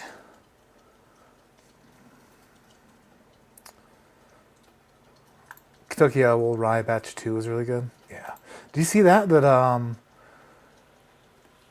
Okay. When I say, did you see that? This is with an enormous grain of salt because I saw it on Gary Franchi's World's Worst Bourbon channel where it was like a 1-minute video. So I'm not sure if it's true or not, but Stoli America, in conjunction with Kentucky Owl, filed for Chapter 11 bankruptcy, is what Gary Franchi said in his 1-minute video on the World's Worst Bourbon channel. That's my only source. And if that's accurate and true, then that's what you get and you don't throw a fit. Because saw it coming. There's nobody buying the product at the price. So maybe Dixon can buy back Kentucky Owl for pennies on the dollar. Oh, wouldn't that be glorious? If Dixon got Kentucky Owl back, if he got paid for Kentucky Owl, then it's like a real Dave Portnoy situation with the whole Barstool thing, where it's like he sold it and then bought it back for a penny. Dixon, get Kentucky Owl back. Do it. If that's true. Whatever happened with the rabbit? The rabbit, if you're talking about fluff in my backyard, is in my backyard, living in its den, or her den, whatever. A big pile of branches and stuff from this cottonwood tree, and then leaves and stuff. The rabbit's living in there. Do I go outside and occasionally feed Fluff? I've tried for a while, and Fluff would never eat it, but now that it's been snowing and cold, I throw, apples and carrots and, just stuff to keep Fluff happy through the winter on Fluff's den. And when I go back outside to see if the food is gone, it's totally gone. Pretty sure Fluff is eating what I'm feeding Fluff. And it makes me very happy. Do I know that Fluff is in there? Yes, because my wife went to the backyard just the other day and scared Fluff out of her den, out of her hiding. So I know that Fluff is in there, just eating the food that I'm providing for Fluff. And come springtime, Fluff and I are going to have a connection. And Fluff is going to give me rabies. End of story. Fable and Folly, that's the one. Most Michters are below average with the exception of 1 or 2 LEs. I mean, they're barrel-proof rye, I love it. 10-year rye, 10-year bourbon, and then anything that's like older than that is exceptional. But I don't really mind their American whiskey either. But I mean, their toasted profile things I'm not a huge fan of. Their older things, some of them are really good. Not Indigo Sour. Indigo Sour, which one was that? It was Fable and Folly was the one that was my last one I purchased. Thank you, friggin' Bill Bacon. Happy Thanksgiving to you too. What did Ryan say? That's wild. 2015 Van Winkle Rye is a deathbed pour for me. Has 19-year tanked medley rye in it. It's so damn good. Ryan, the fact that you know that and you've tasted that is ridiculous. 2015 Van Winkle Rye. So 19-year tanked medley. So if it's tanked, that means that it's older than 19 years. So 2015 is 1996 distilled at the latest. Yeah, I bet it's really good. I bet it's really damn good. Is the proof on the 2015 Van Winkle Rye sub 100? Or it probably doesn't matter. They filed on Wednesday. Shit. He should do that. Are all orphan barrels good? I have no idea. I mean, the old orphan barrels are phenomenal. Like Barter House and shit. Those ones are really, really, really good. I liked Fable and Folly a lot, but I've never had any of the single malt stuff or the Scotch thing. I've never had any of those. Yes, arm of Stoli Group, the owner of Stoli brand vodka and Kentucky Old Bourbon. I mean, should we go buy Kentucky Owl now? All of us together? With our powers combined. Fire, earth, water, wind. Or whatever Captain America's was, whatever. Anyway, where are we now? We just did all of those. The Van Winkle Rye, I didn't know what to expect. Really damn good. The C924 from Elijah Craig has been my biggest surprise because I wasn't expecting it to be any good, and it was really good.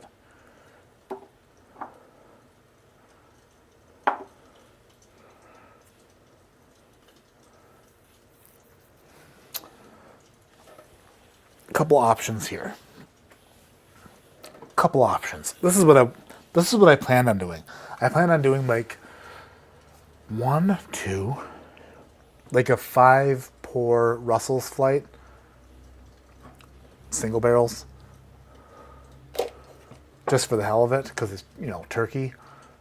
Yeah, let's do it. Shit, let's do that. The other way of going about this was very self-serving, and that was to try another sample of King of Kentucky from Tony Bag of Donuts, but we'll save that for another week. Uno, dos, tres, cuatro. Alright, I just want to try these. A lot of people love the Camp Nelson stuff, and I totally agree it's really good. But surprisingly, or maybe not surprisingly, a lot of the Tyrone warehouses I've enjoyed maybe even more. So I'm going to put some single barrels into a flight to see if that's the truth or not. That's kind of why I wanted to do this. Van Winkle Rye is always 95.6 proof. 2004 to 2016 had 19-year tanked whiskey unit. 2017, 2018 is the first year of all Buffalo. All Buffalo Trace. Okay. Ryan, you're so smart. Ryan at housebourbon.com.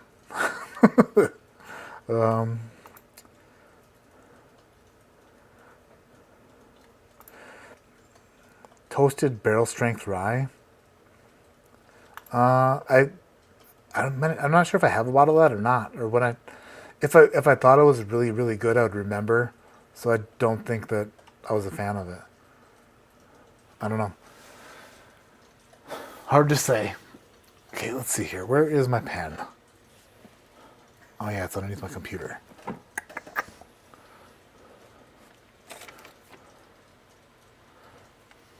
Crap. It's one thing I did not anticipate was, or I anticipated it, but I didn't think of it. Oh, here are stickers. Also, on my Teespring, we have some new shirts. I made 2 Glitterbeard shirts. One of them Teespring deleted twice, and I don't know why. But one of them is still up.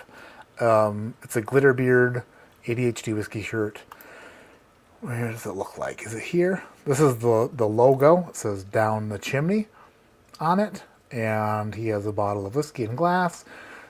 ADHD Whiskey logo for the O and Down the Chimney. And that's kind of what a shirt looks like. There are sweatshirts, t-shirts, all sorts of shirts for sale. Down the Chimney, Glitterbeard ADHD Whiskey shirts. They're on my Teespring. What is the link to that? I think it's teespring.com/oldsharder. Pretty sure. Not positive, though. Should have thought that through as well.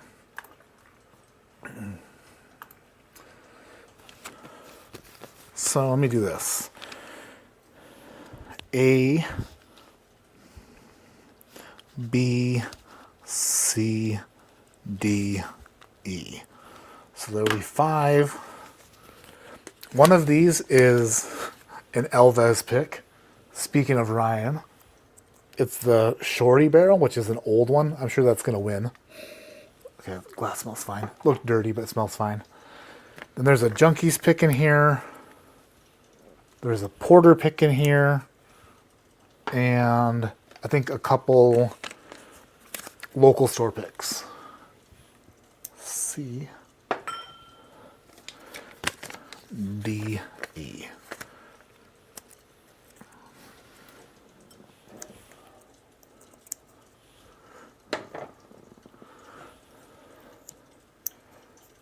All right. We'll start with mine. This is Turkey Bomb. This is my pick from last year. Oh man, it's really hard to see because it's holographic because I spent the extra money. Boom, Porter doesn't care, which is why Porter's broke now. It's a turkey going through a windshield in front of the mountains. It's a great sticker. Hard to see because of the holographicness on the camera. But this is my last year's pick. It is Tyrone K. It says 8 years, but I'm sure this was almost 9 years when it was bottled. Actually, I can tell you right here.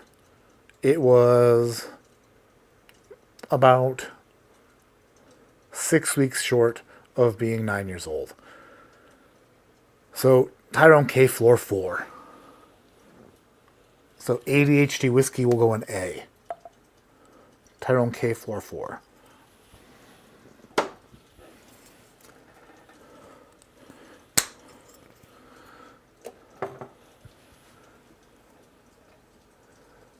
Star Hill Shorty, 11 year 9 months, 10 cases total, named after the neighborhood my mom still lives in, half mile from the distillery. Bruce and I used to run those streets, laugh my ass off. So when you do a barrel pick with Ryan at Turkey, with Bruce and Ryan Alves from the main man over at Bourbon Outfitter and Bruce grew up together. Bruce tells hilarious stories. America. And Ryan, they're just old friends, and it's funny to see, like, Ryan's friends with a celebrity. And by that I mean Bruce is friends with a celebrity, because Ryan is basically a celebrity. They used to play freaking church basketball together. And tennis. Bruce and Ryan used to play tennis together. Bruce Russell and Ryan Alves. It's the best stories in the world. Bourbon Junkies. This is shit. The sticker's too big. 10-year Tyrone A. This is their 2022 pick. We'll go in B. B for Bourbon Junkies.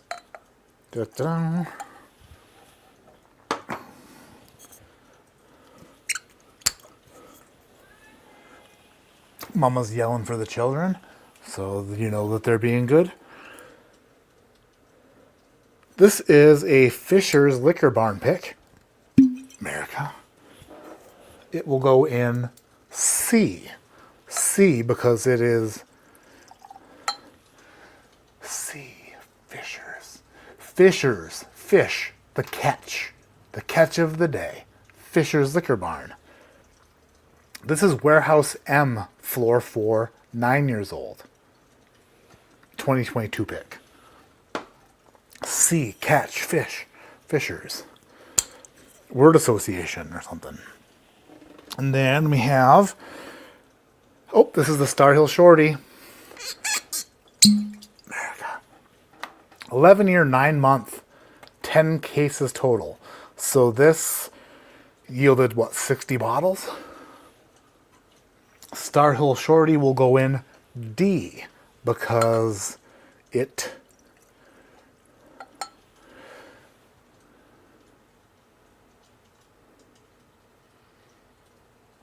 whiskey in the barrel was not very deep. It was not deep. So Star Hill Shorty's in D. And then Last but not least, I have no idea what bottle this is actually. By the way, I love all these picks, so I'm just doing it for warehouse reasons, not for pick reasons. What's this one? Hand selected by the staff at Fisher's. Son of a bitch, isn't that what I just did?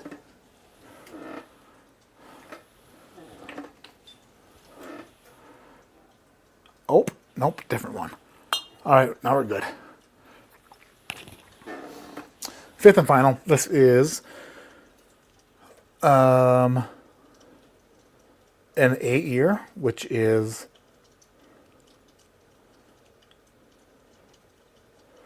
actually, let me see, wait. Distilled October 23rd, 2013, dumped October 20th, 2022. Oh, so it's literally 3 days short of being 9 years old. So a 9-year Warehouse M44 for Mile High Wine and Spirits. America. Ooh, had a little bit of poof to it. Is going in E. Mile High. E. Mile High Wine and Spirits. E. Elevation. Mile High Elevation in E. Because it's the elevation of it. See? We figure things out as we go.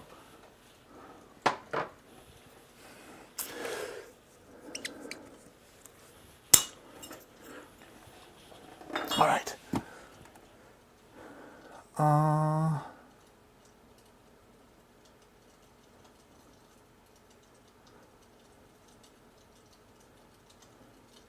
2009 CNF distilled Russell's Reserve Incredible Run of Barrels.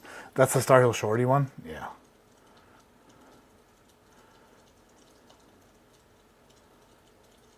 Surprise drop. What surprise drop? I've been honestly refreshing Bourbon Outfitter all day to see if something like, if Ryan was going to, see, this is what's fun. Ryan's like one of my best friends, but he doesn't tell me shit. So I've been refreshing Bourbon Outfitter all day to see if like he puts something on their site for Black Friday that I have to have that's like, you know, whatever. But just refresh. He had 13th Colony stuff on there today. Not sure if it's still there or not. Prescription Bourbon, cheers right back at you.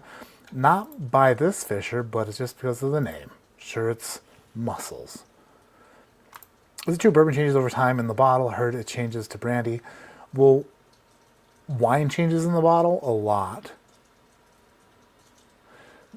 I don't think bourbon changes in the bottle until it's opened. And some people will disagree with me and say that bourbon doesn't even change once it's opened.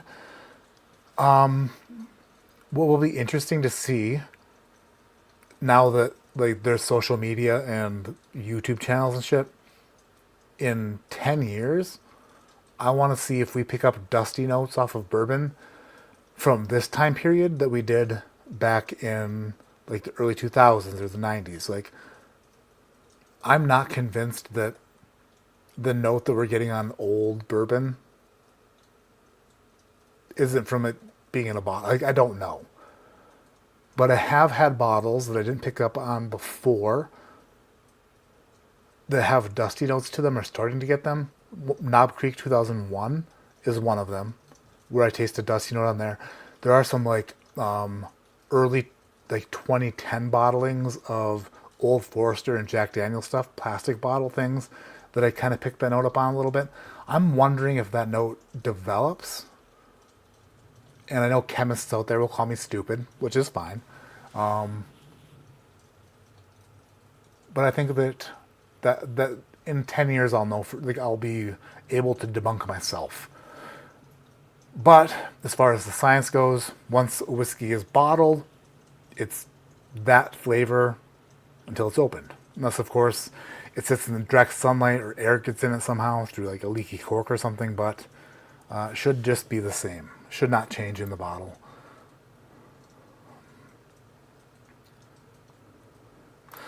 Was a Cove barrel that was selected by a business that closed, so sat in the warehouse A for 2 years unclaimed until I found it in 2022.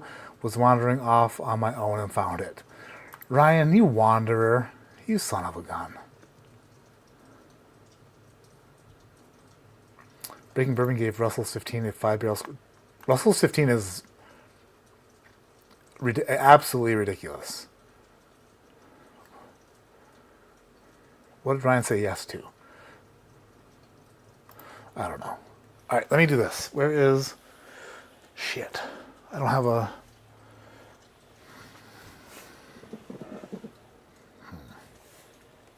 Hold on. Be right back. 1 second. Then we'll give this thing a spinaroo and then taste some Russell's.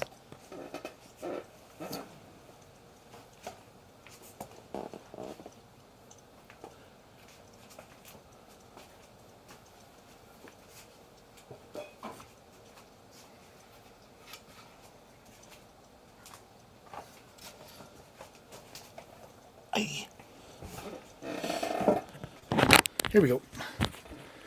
Julie-like Wheel of Confusion. Back at it again. Ah, yeah. Right bicep, feeling great. Left bicep, literally can't hold this anymore. Because I've been bowling with my left hand, and I'm pretty sure my left bicep's about to disintegrate. I'm not sure if we'll be able to do this or not. We'll try. I should be able to bowl with my right hand again on January 2nd. That's 12 weeks. But I feel like I could try it sooner, but I don't want to wreck anything. I don't want to mess it up. So we're going to give it the full 12 weeks. In the meantime, guess who's getting better at bowling left-handed? Me. Do a 5-bagger the other night at no tap. I bowled a 221 left-handed no tap with 2 no tap strikes. A no tap strike means 9 pins, not 10. Would I have picked up the spare? Probably not. So I've bowled a legit 185 and a legit 175 left-handed. That 221 game, no tap, probably would have been maybe around a 200. Who knows if I'd have picked up the spare. But I'm not sure why I'm telling you that. I just have to tell you. All right, let's put these things first. Give this thing a spin. Oh.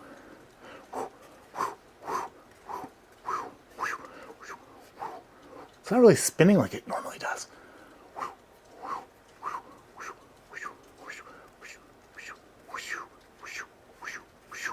Okay.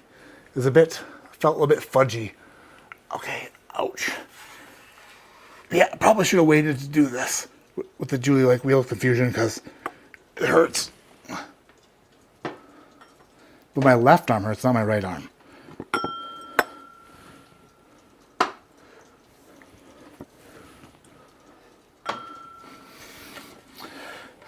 Ow! All right, let's get to it. Do I have a glass marker? No. I mean, I do, but in my mess, I can't find it. So we're going to have to keep track of these a different way.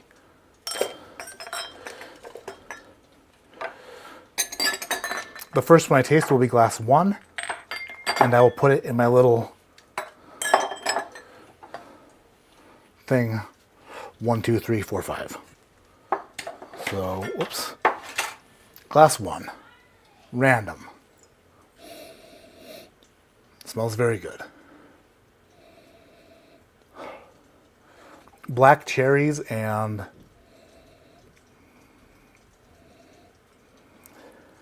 it's like a cherry pie. There's definite not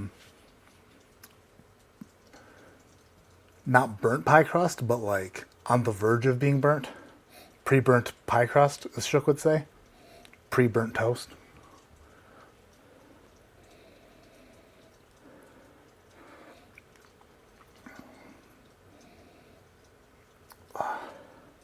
There's like a cranberry bread. Like if you were to go to a place that made all sorts of breads. And it almost has like a banana bread smell to it. But I know that I've never picked up on banana from Russell's before. But it's like a banana cranberry bread. It smells really, really good. Down the hatch.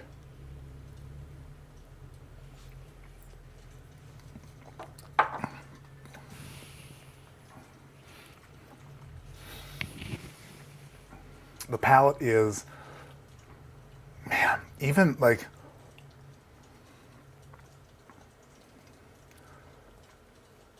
they're all just so damn, like, it hits on all the right spots. It's like a cherry Coke, or like a Dr. Pepper, possibly. Emphasis on one of the 23 flavors, if that's how many they have, being on a spiced cherry.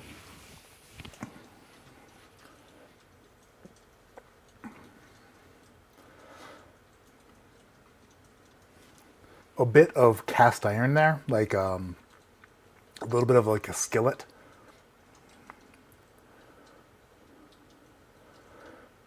This was mostly, it didn't like coat the whole mouth like the best bourbons do. It was just an overall great tasting experience, but nothing that was like overwhelmingly just phenomenal. The palate was great, but it didn't like coat the mouth like you would want the best ones to do. Still, like, friggin', I love Russell's Picks. I love them. Next one. Let's grab one. Got one. Swirl it. Am I taking notes? No.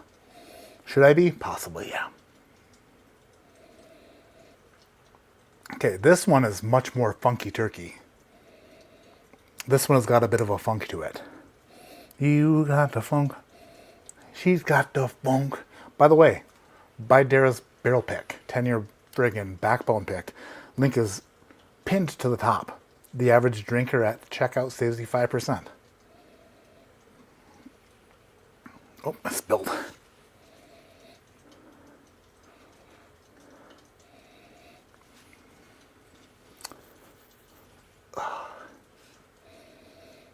So, Ryan, if you're still in here, I went to a restaurant with my wife 2 weekends ago. And it's called Pesh. It's in Palisade, Colorado. And phenomenal. Phenomenal restaurant. You would love it. I want to bring you there. But their menu is pretty small. But they have different, like, my wife, she's so smart. She got the steak. And I got falafel. Because I haven't had great falafel in a long time. With, like, hummus and all the shit, you know. It's been a long time since I had really good stuff like that. For some reason, and call me crazy, this reminds me of that restaurant with her dish and my dish in the same area, coexisting. So like fried chickpeas. Very weird note. Could just be like a fried batter. Possibly.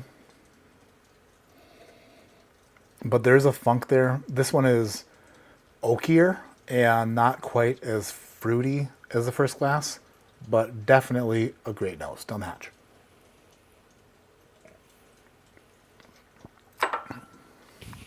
Ooh.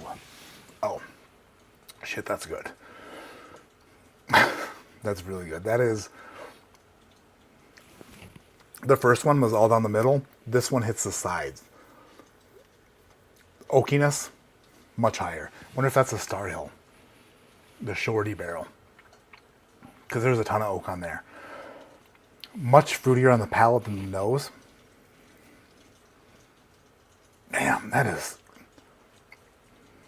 I love these Russell's Picks. Am I doing this flight for any other reason than I love these picks and I just want to taste them all? No. That's why I'm doing it. And being the day after Thanksgiving gave me a good reason.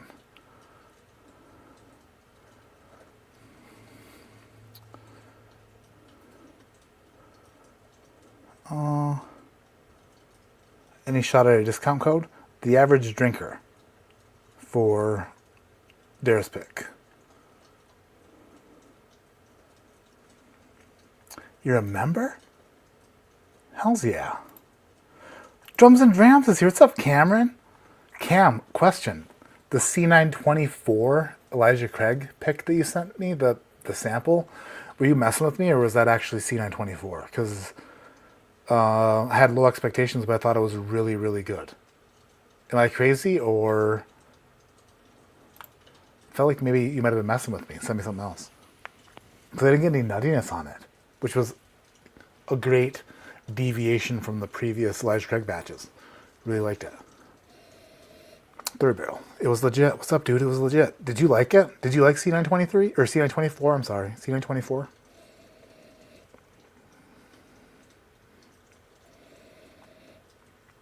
Third glass, we're back to a little bit of a brighter profile. More of like a fruit cup, like one of there's a fruit cup that has the juice, there's a fruit cup that has the water, and there's a fruit cup that has the shit. It's thicker. The I don't know.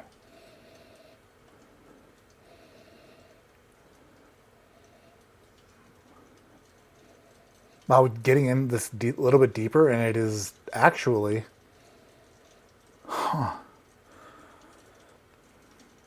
what is that?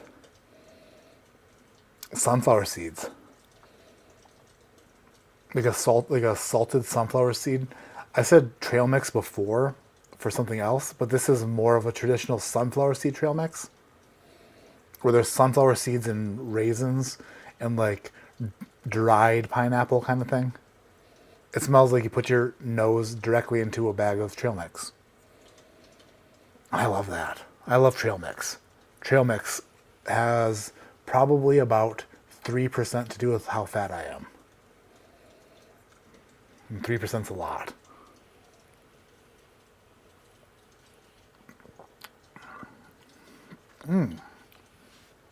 Ooh.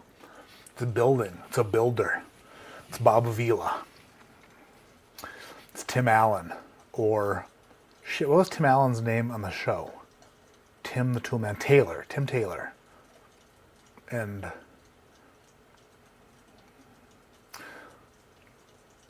dude, do I like that more than the second glass? I might. That's a building of fruity flavors. The sunflower seed on the nose is diminished. It's gone on the palate. These are, so far, 3 of these are totally different. Then that's why I love Russell's and turkey in general so much, is they're not working with multiple mash bills. But to get different flavor profiles out of the same mash bill like this is ridiculous.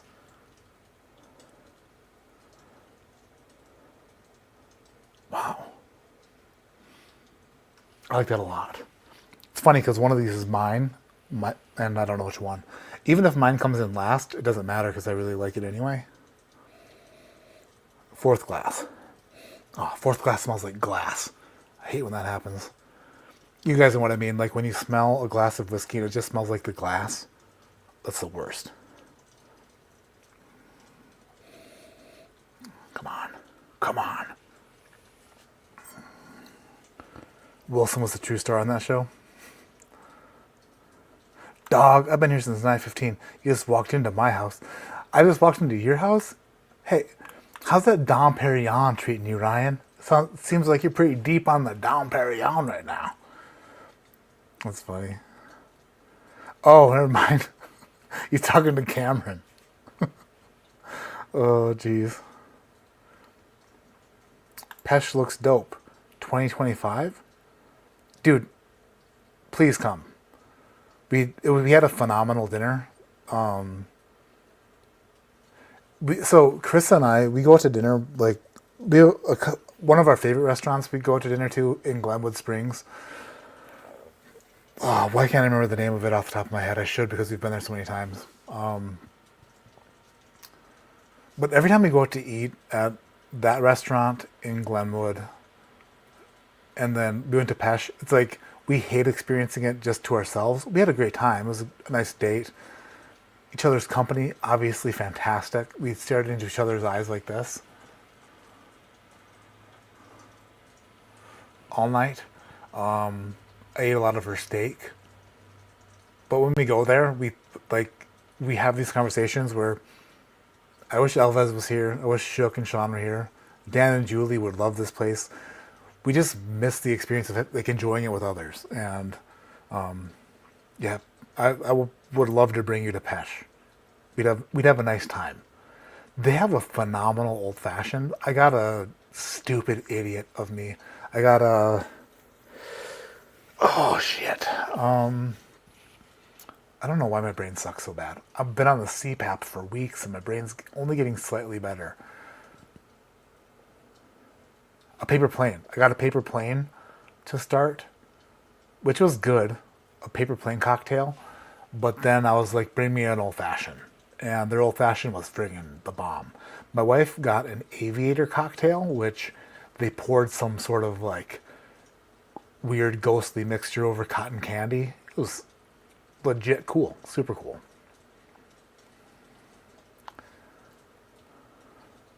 I want to see what Cameron said about C924.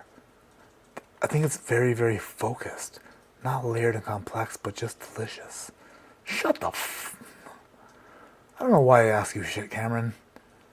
B524 was one blind, but it's totally different. Cam, you can't come in here and I think it's very, very focused, not layered. Were you just reading Hemingway or some shit? You can't come in here just spitting lines and bars like that. He didn't just say, I think it's very focused. He said, I think it's very, very focused. Are you taking a shot at me because of my ADHD and how I can't focus? Was that a shot at me, Cameron? Very, very focused, not layered because I'm fat and I have layers.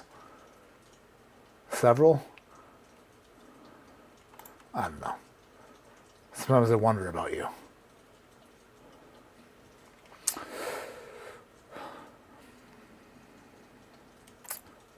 Jonathan Taylor Thomas.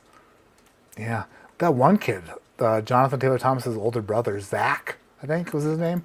Lots of legal problems with the old Zach. All right, let's see here. Fourth one.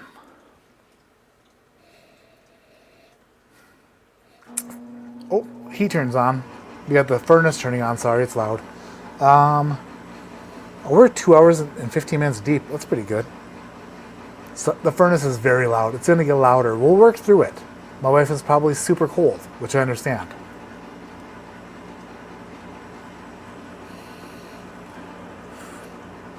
Lots of effervescence. It's bubblier. That furnace is loud, huh? It's nice. It heats the house. Wow. The nose on this one might be my favorite nose of the bunch. It's very powerful, very maraschino cherry-like. No, Luxardo cherry. Not a ton do I get a lot of cherry on the nose of turkey. But tonight, it's different. Tonight, it was different.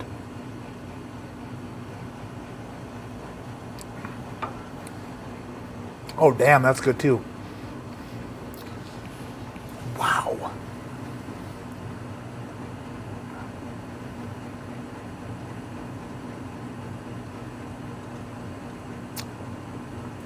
Crap. This is going to be hard. They're all very good. Damn, that furnace is driving me nuts. But my wife has got to stay warm, so there's that. Peanuts. You got peanuts on C924? Why didn't I get that tonight?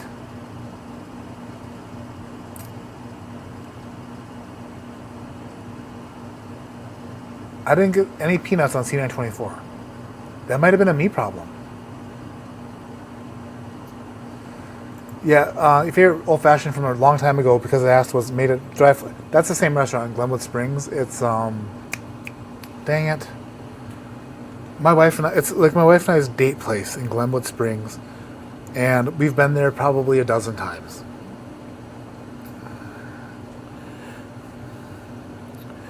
It is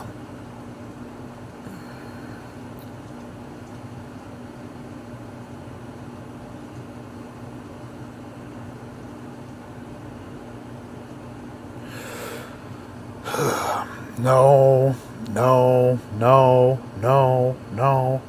Nope. I almost said that one, but it's not. We've been there before, though. Wow, we're really scrolling here to get the Pullman. The Pullman.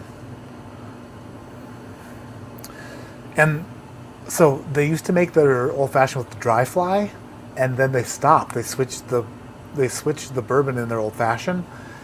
And then one day I went there and I tasted it, and I was like, dude, I'm a friggin' world's top whiskey taster. You got to switch the whiskey on me. I'm gonna know. And I was like, doesn't taste the same. And then we looked at the menu, and it didn't say that it was made with a dry fly tritidal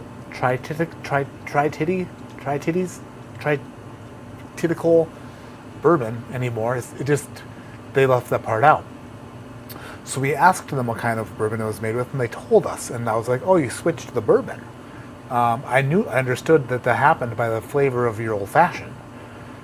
Pardon me for being so super taster. Anyway, fast forward to the next time we went there, I was like, I want an old fashioned, but I want it made with dry fly because they still have it.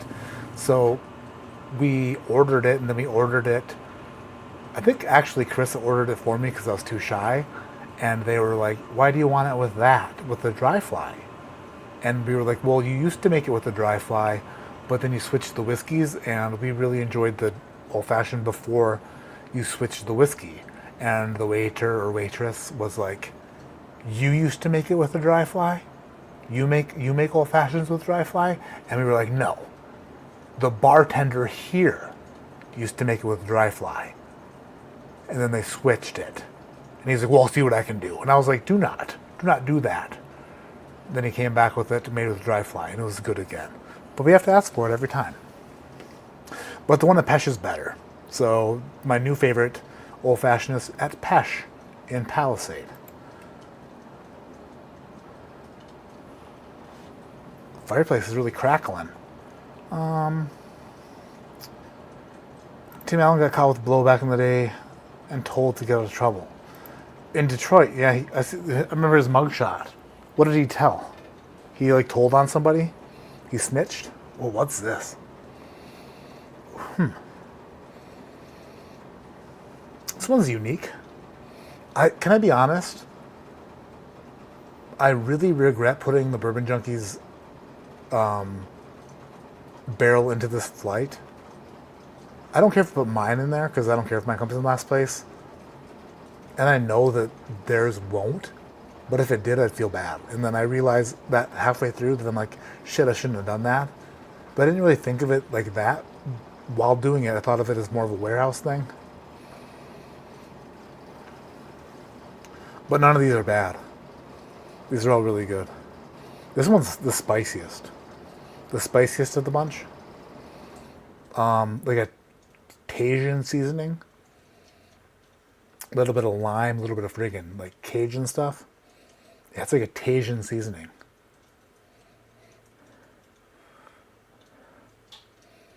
Yeah. By far the most spicy.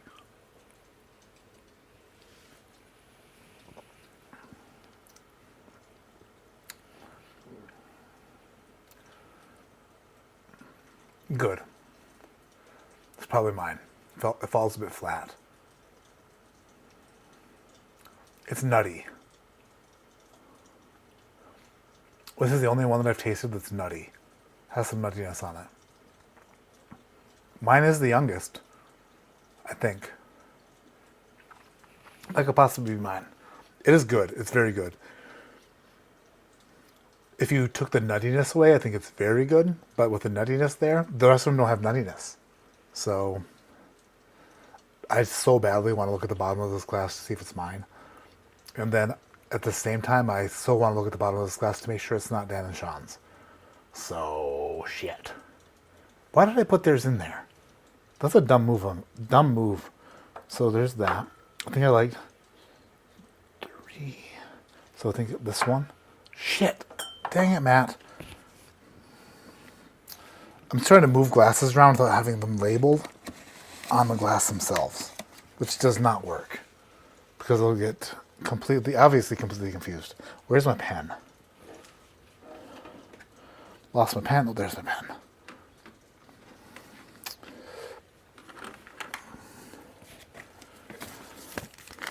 envelope. 1, 2, 3, 4, 5. So A, C, D, E, E,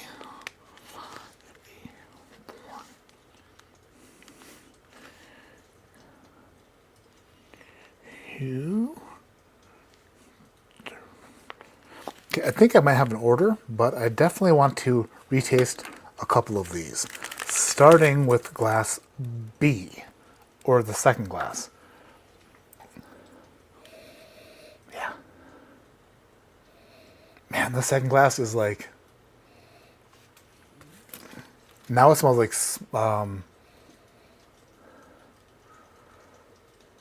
almost meaty. There's a, what's the word for meaty? Like, there's a word for it. Trust me. It smells like a glazed ham almost. Sorry, turkey. But like a brown sugared ham. Oh no, like a, it's like a side dish. Like a, it's very brown sugary. Like if you took ham and then like the sweet potatoes together, brown sugared sweet potato ham. That's just recency bias on the nose. It smells really good.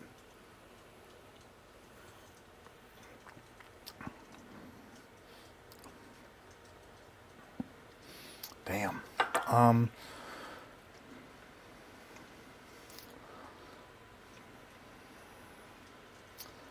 don't know. Weird.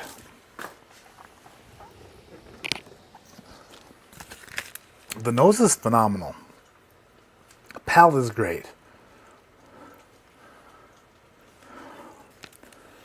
Shit.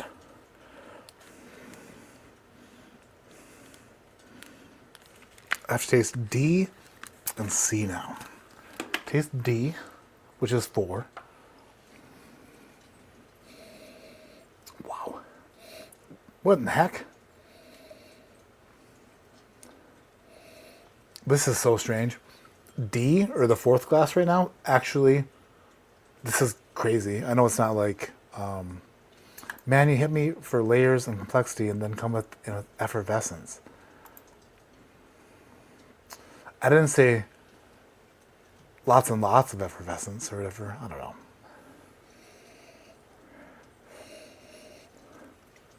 When I first smelled the 4th one, I immediately got light whiskey notes, which is weird. Like cherry rock candy and tons of vanilla. That was weird. Like, I don't... Why did that taste... Or why does it smell like that all of a sudden? Huh.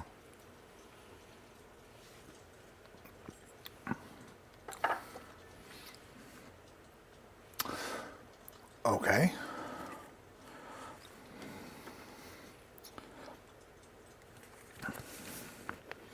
The hell? I'm so lost right now. That's just me being honest. Being honest is good.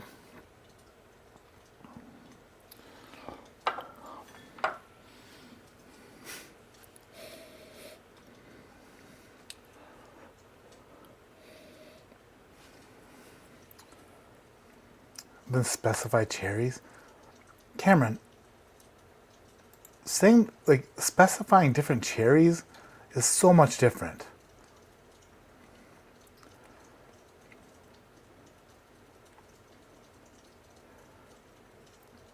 You made a big deal out of it, Cam. I'm sorry. I love you. Did you delete your comment? Where's it at? Can't even find it anymore. Scrolling. No, can't find it.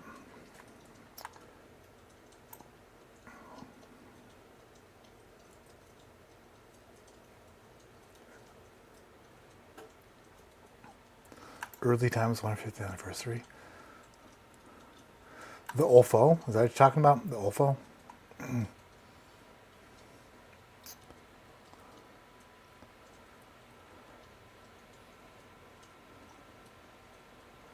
There's a whole other thing happening in chat.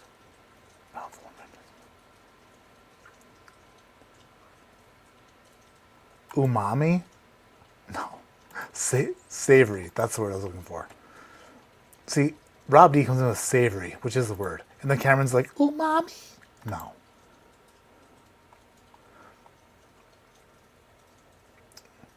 Patient.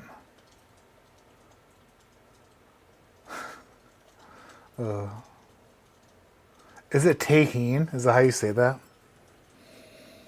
I don't know.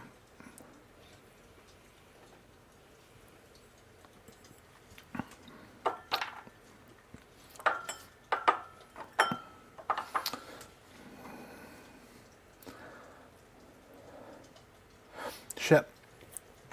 I'm totally lost. And that's fair to say. If somebody is totally lost, it's totally okay to say. Crap.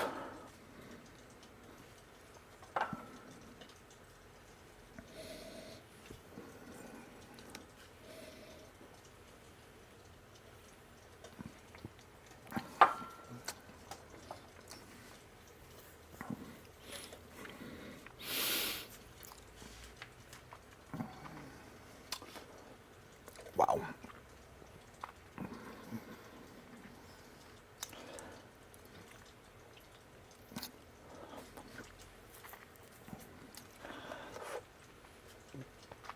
Sorry.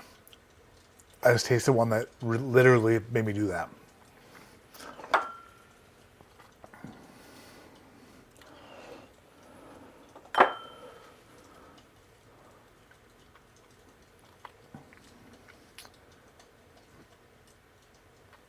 A was ADHD Whiskey.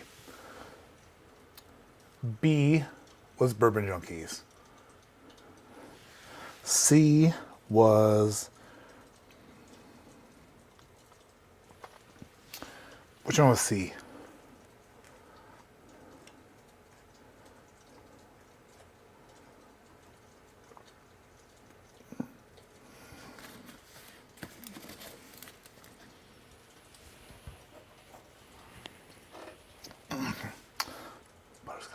These guys are just Fishers with C. Okay. C because, oh, Catch was Fishers. D was, the depth was, D was depth and E was elevation. Right. So,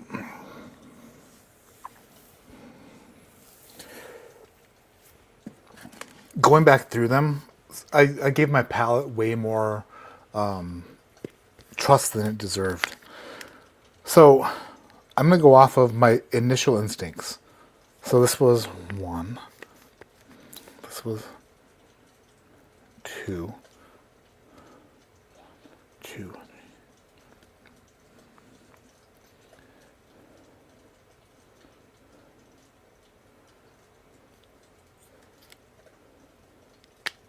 All right. So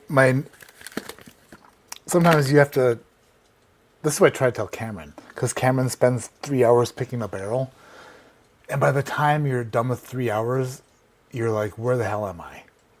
And I think that sometimes, and I'm not going to base my final opinion on this because it's hard to do, but sometimes you have to realize when you're tapped out, and that's where I'm at right now. And you have to trust your first instincts first. So you just have to be like, this is the one I love the most first, and go off of that. That's where I'm at right now. So let's do this. In last place was E. Son of a bitch. God damn it. No, we're not doing this. Why did I have to... Nope. God damn it. All right. In last place is mine. It's okay. In fourth place was C, which is Fishers. This is initial tastings. In third place was third C, which is the Bourbon Junkies. In second place was D, which was E, standing for elevation, Mile High. And first place was B, which was D. And that's got to be the Star Hill Shorty. So, realistically, that's how it should have went. Initial tastings, I'm glad I reverted back to that, because tasting back through these was very weird. So, initial tastings, if I hadn't gone with it, it would have been all messed up. But the Star Hill Shorty, I'm guessing that's got to be D, right? Whew. I mean, listen. So, sometimes you know when your palate's tapped out. And when I started retasting these, that's when I was like, yeah, dude, you're done. So I'm done. Ryan says, woo. It's the oldest. It's the best one by far. Cam spent 3 hours getting hammered. That's funny. Jeez. Russell's picks are the best. I'm really, really excited for my new one to come out. Pretty sure that Alves and the Junkies screwed me on this one, but it's fine. I totally get it. I understand. I lost a drone and I lost out on better barrel picks. This is, Alves, since you're here, this is the conversation I imagine you had with the Junkies. You're like, hey, listen. Dan and Sean, listen. We've got picks in the morning, and then we have more picks in the afternoon, because I'm doing barrel pick as well. So let Porter pick whatever he wants in the morning. And let Alec pick whatever he wants in the morning. And then in the afternoon, those are the good barrels. And I'll get those and you'll get those. Is that what happened? Yeah, that's happened too. That happened at Wild Turkey the first time I went to Wild Turkey. It's almost like Elvis knew I would crash my drone and that he would be able to taste the afternoon barrels with Dan and Bruce all by himself. I feel like that's what happened. But no, I still think that my 2024 pick is really, really damn good. Like, I actually loved it. It was the first barrel we tasted at Turkey this year, and I loved it so much. Not cool. I'm just joking. That's a total joke. Oh, Alves with the Z. I bet Alves with the Z brought his drone jamming device. Oh, that's what happened. Son of a gun. Russell's Reserve Drone Survivor. This is if you missed it, this is the sticker. This is the sticker for the new Russell's pick. Final flight. Buzz. Thank you, AI, again, for killing it. Oh, Elvis left after he saw the results. That's what happened. He just left. That's fine. And you're way more sober than the BJs on their last live stream after that. Dude, that was one of my favorite live streams. They had they filmed half the event that day. I can't imagine. I can't imagine filming 12 videos and then doing a live stream. That's a lot. That is a lot. Elvis says, I have an 8-year rye coming, a 9-year G, and a 9-year Tyrone B coming soon. And I have a Tyrone... Shit, which one was mine? Mine came out of the rick house that survived a tornado. I have to look at my gallery. Little known fact, one of the Wild Turkey rick houses got hit with a tornado and all of the pillars in the rick house twisted. And then I had to reinforce it with shit. And that's the one mine came out of. So it literally survived a tornado. Elvis his picks just survived El Nino and El Nino, which some parts of the country is pretty rough, but mine survived a tornado, which is even better. Right, Elvis? Yours survived some sort of, I don't know. Mine is, what the hell is this?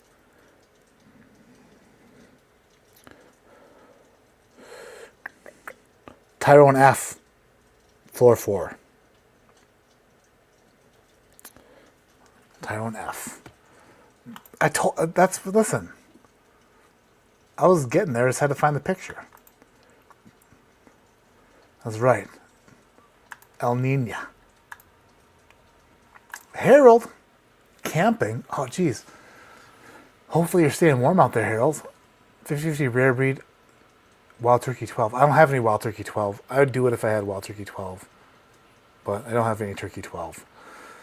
I know. I'm just a guy in his garage with not the best whiskeys.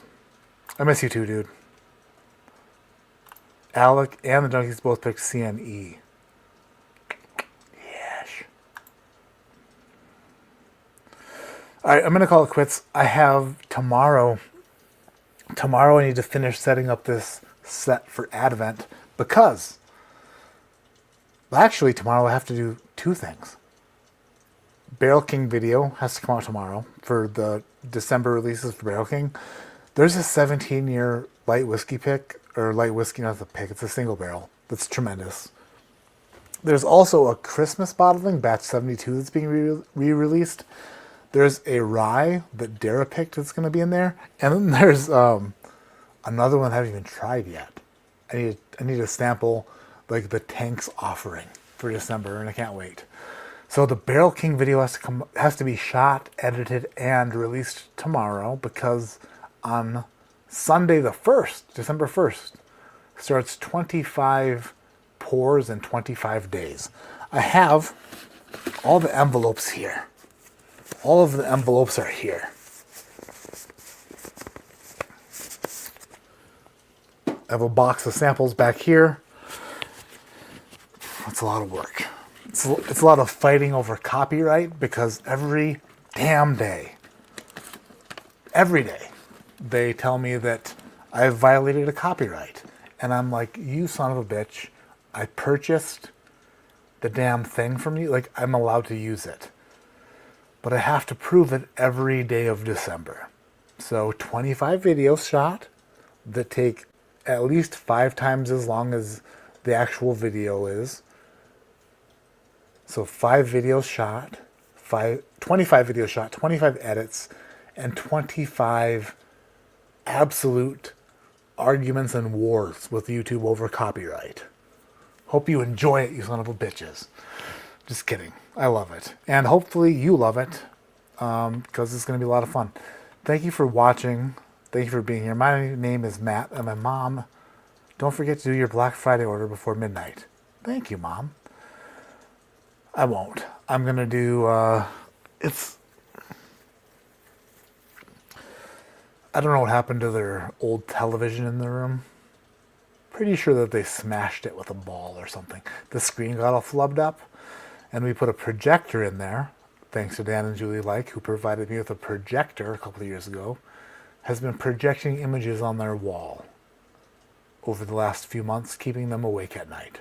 So I need to do some Black Friday deep dives to find out what 19-inch television they're going to get. 19-inch, get it? Because it's tiny. Boom! Joke's on them, they should have taken care of the first one. I'm out of here. See you guys next Friday for another live stream. But before then, there's going to be Saturday video, Sunday, Monday, Tuesday, Wednesday, Thursday, Friday. I'll see you 7 times before the next live stream. And that's the truth. Love you guys. Have an awesome night. You're the best. And I mean it. I'm very thankful for you. And I should have started the stream with that. But now you know. Good night, everyone. Bye.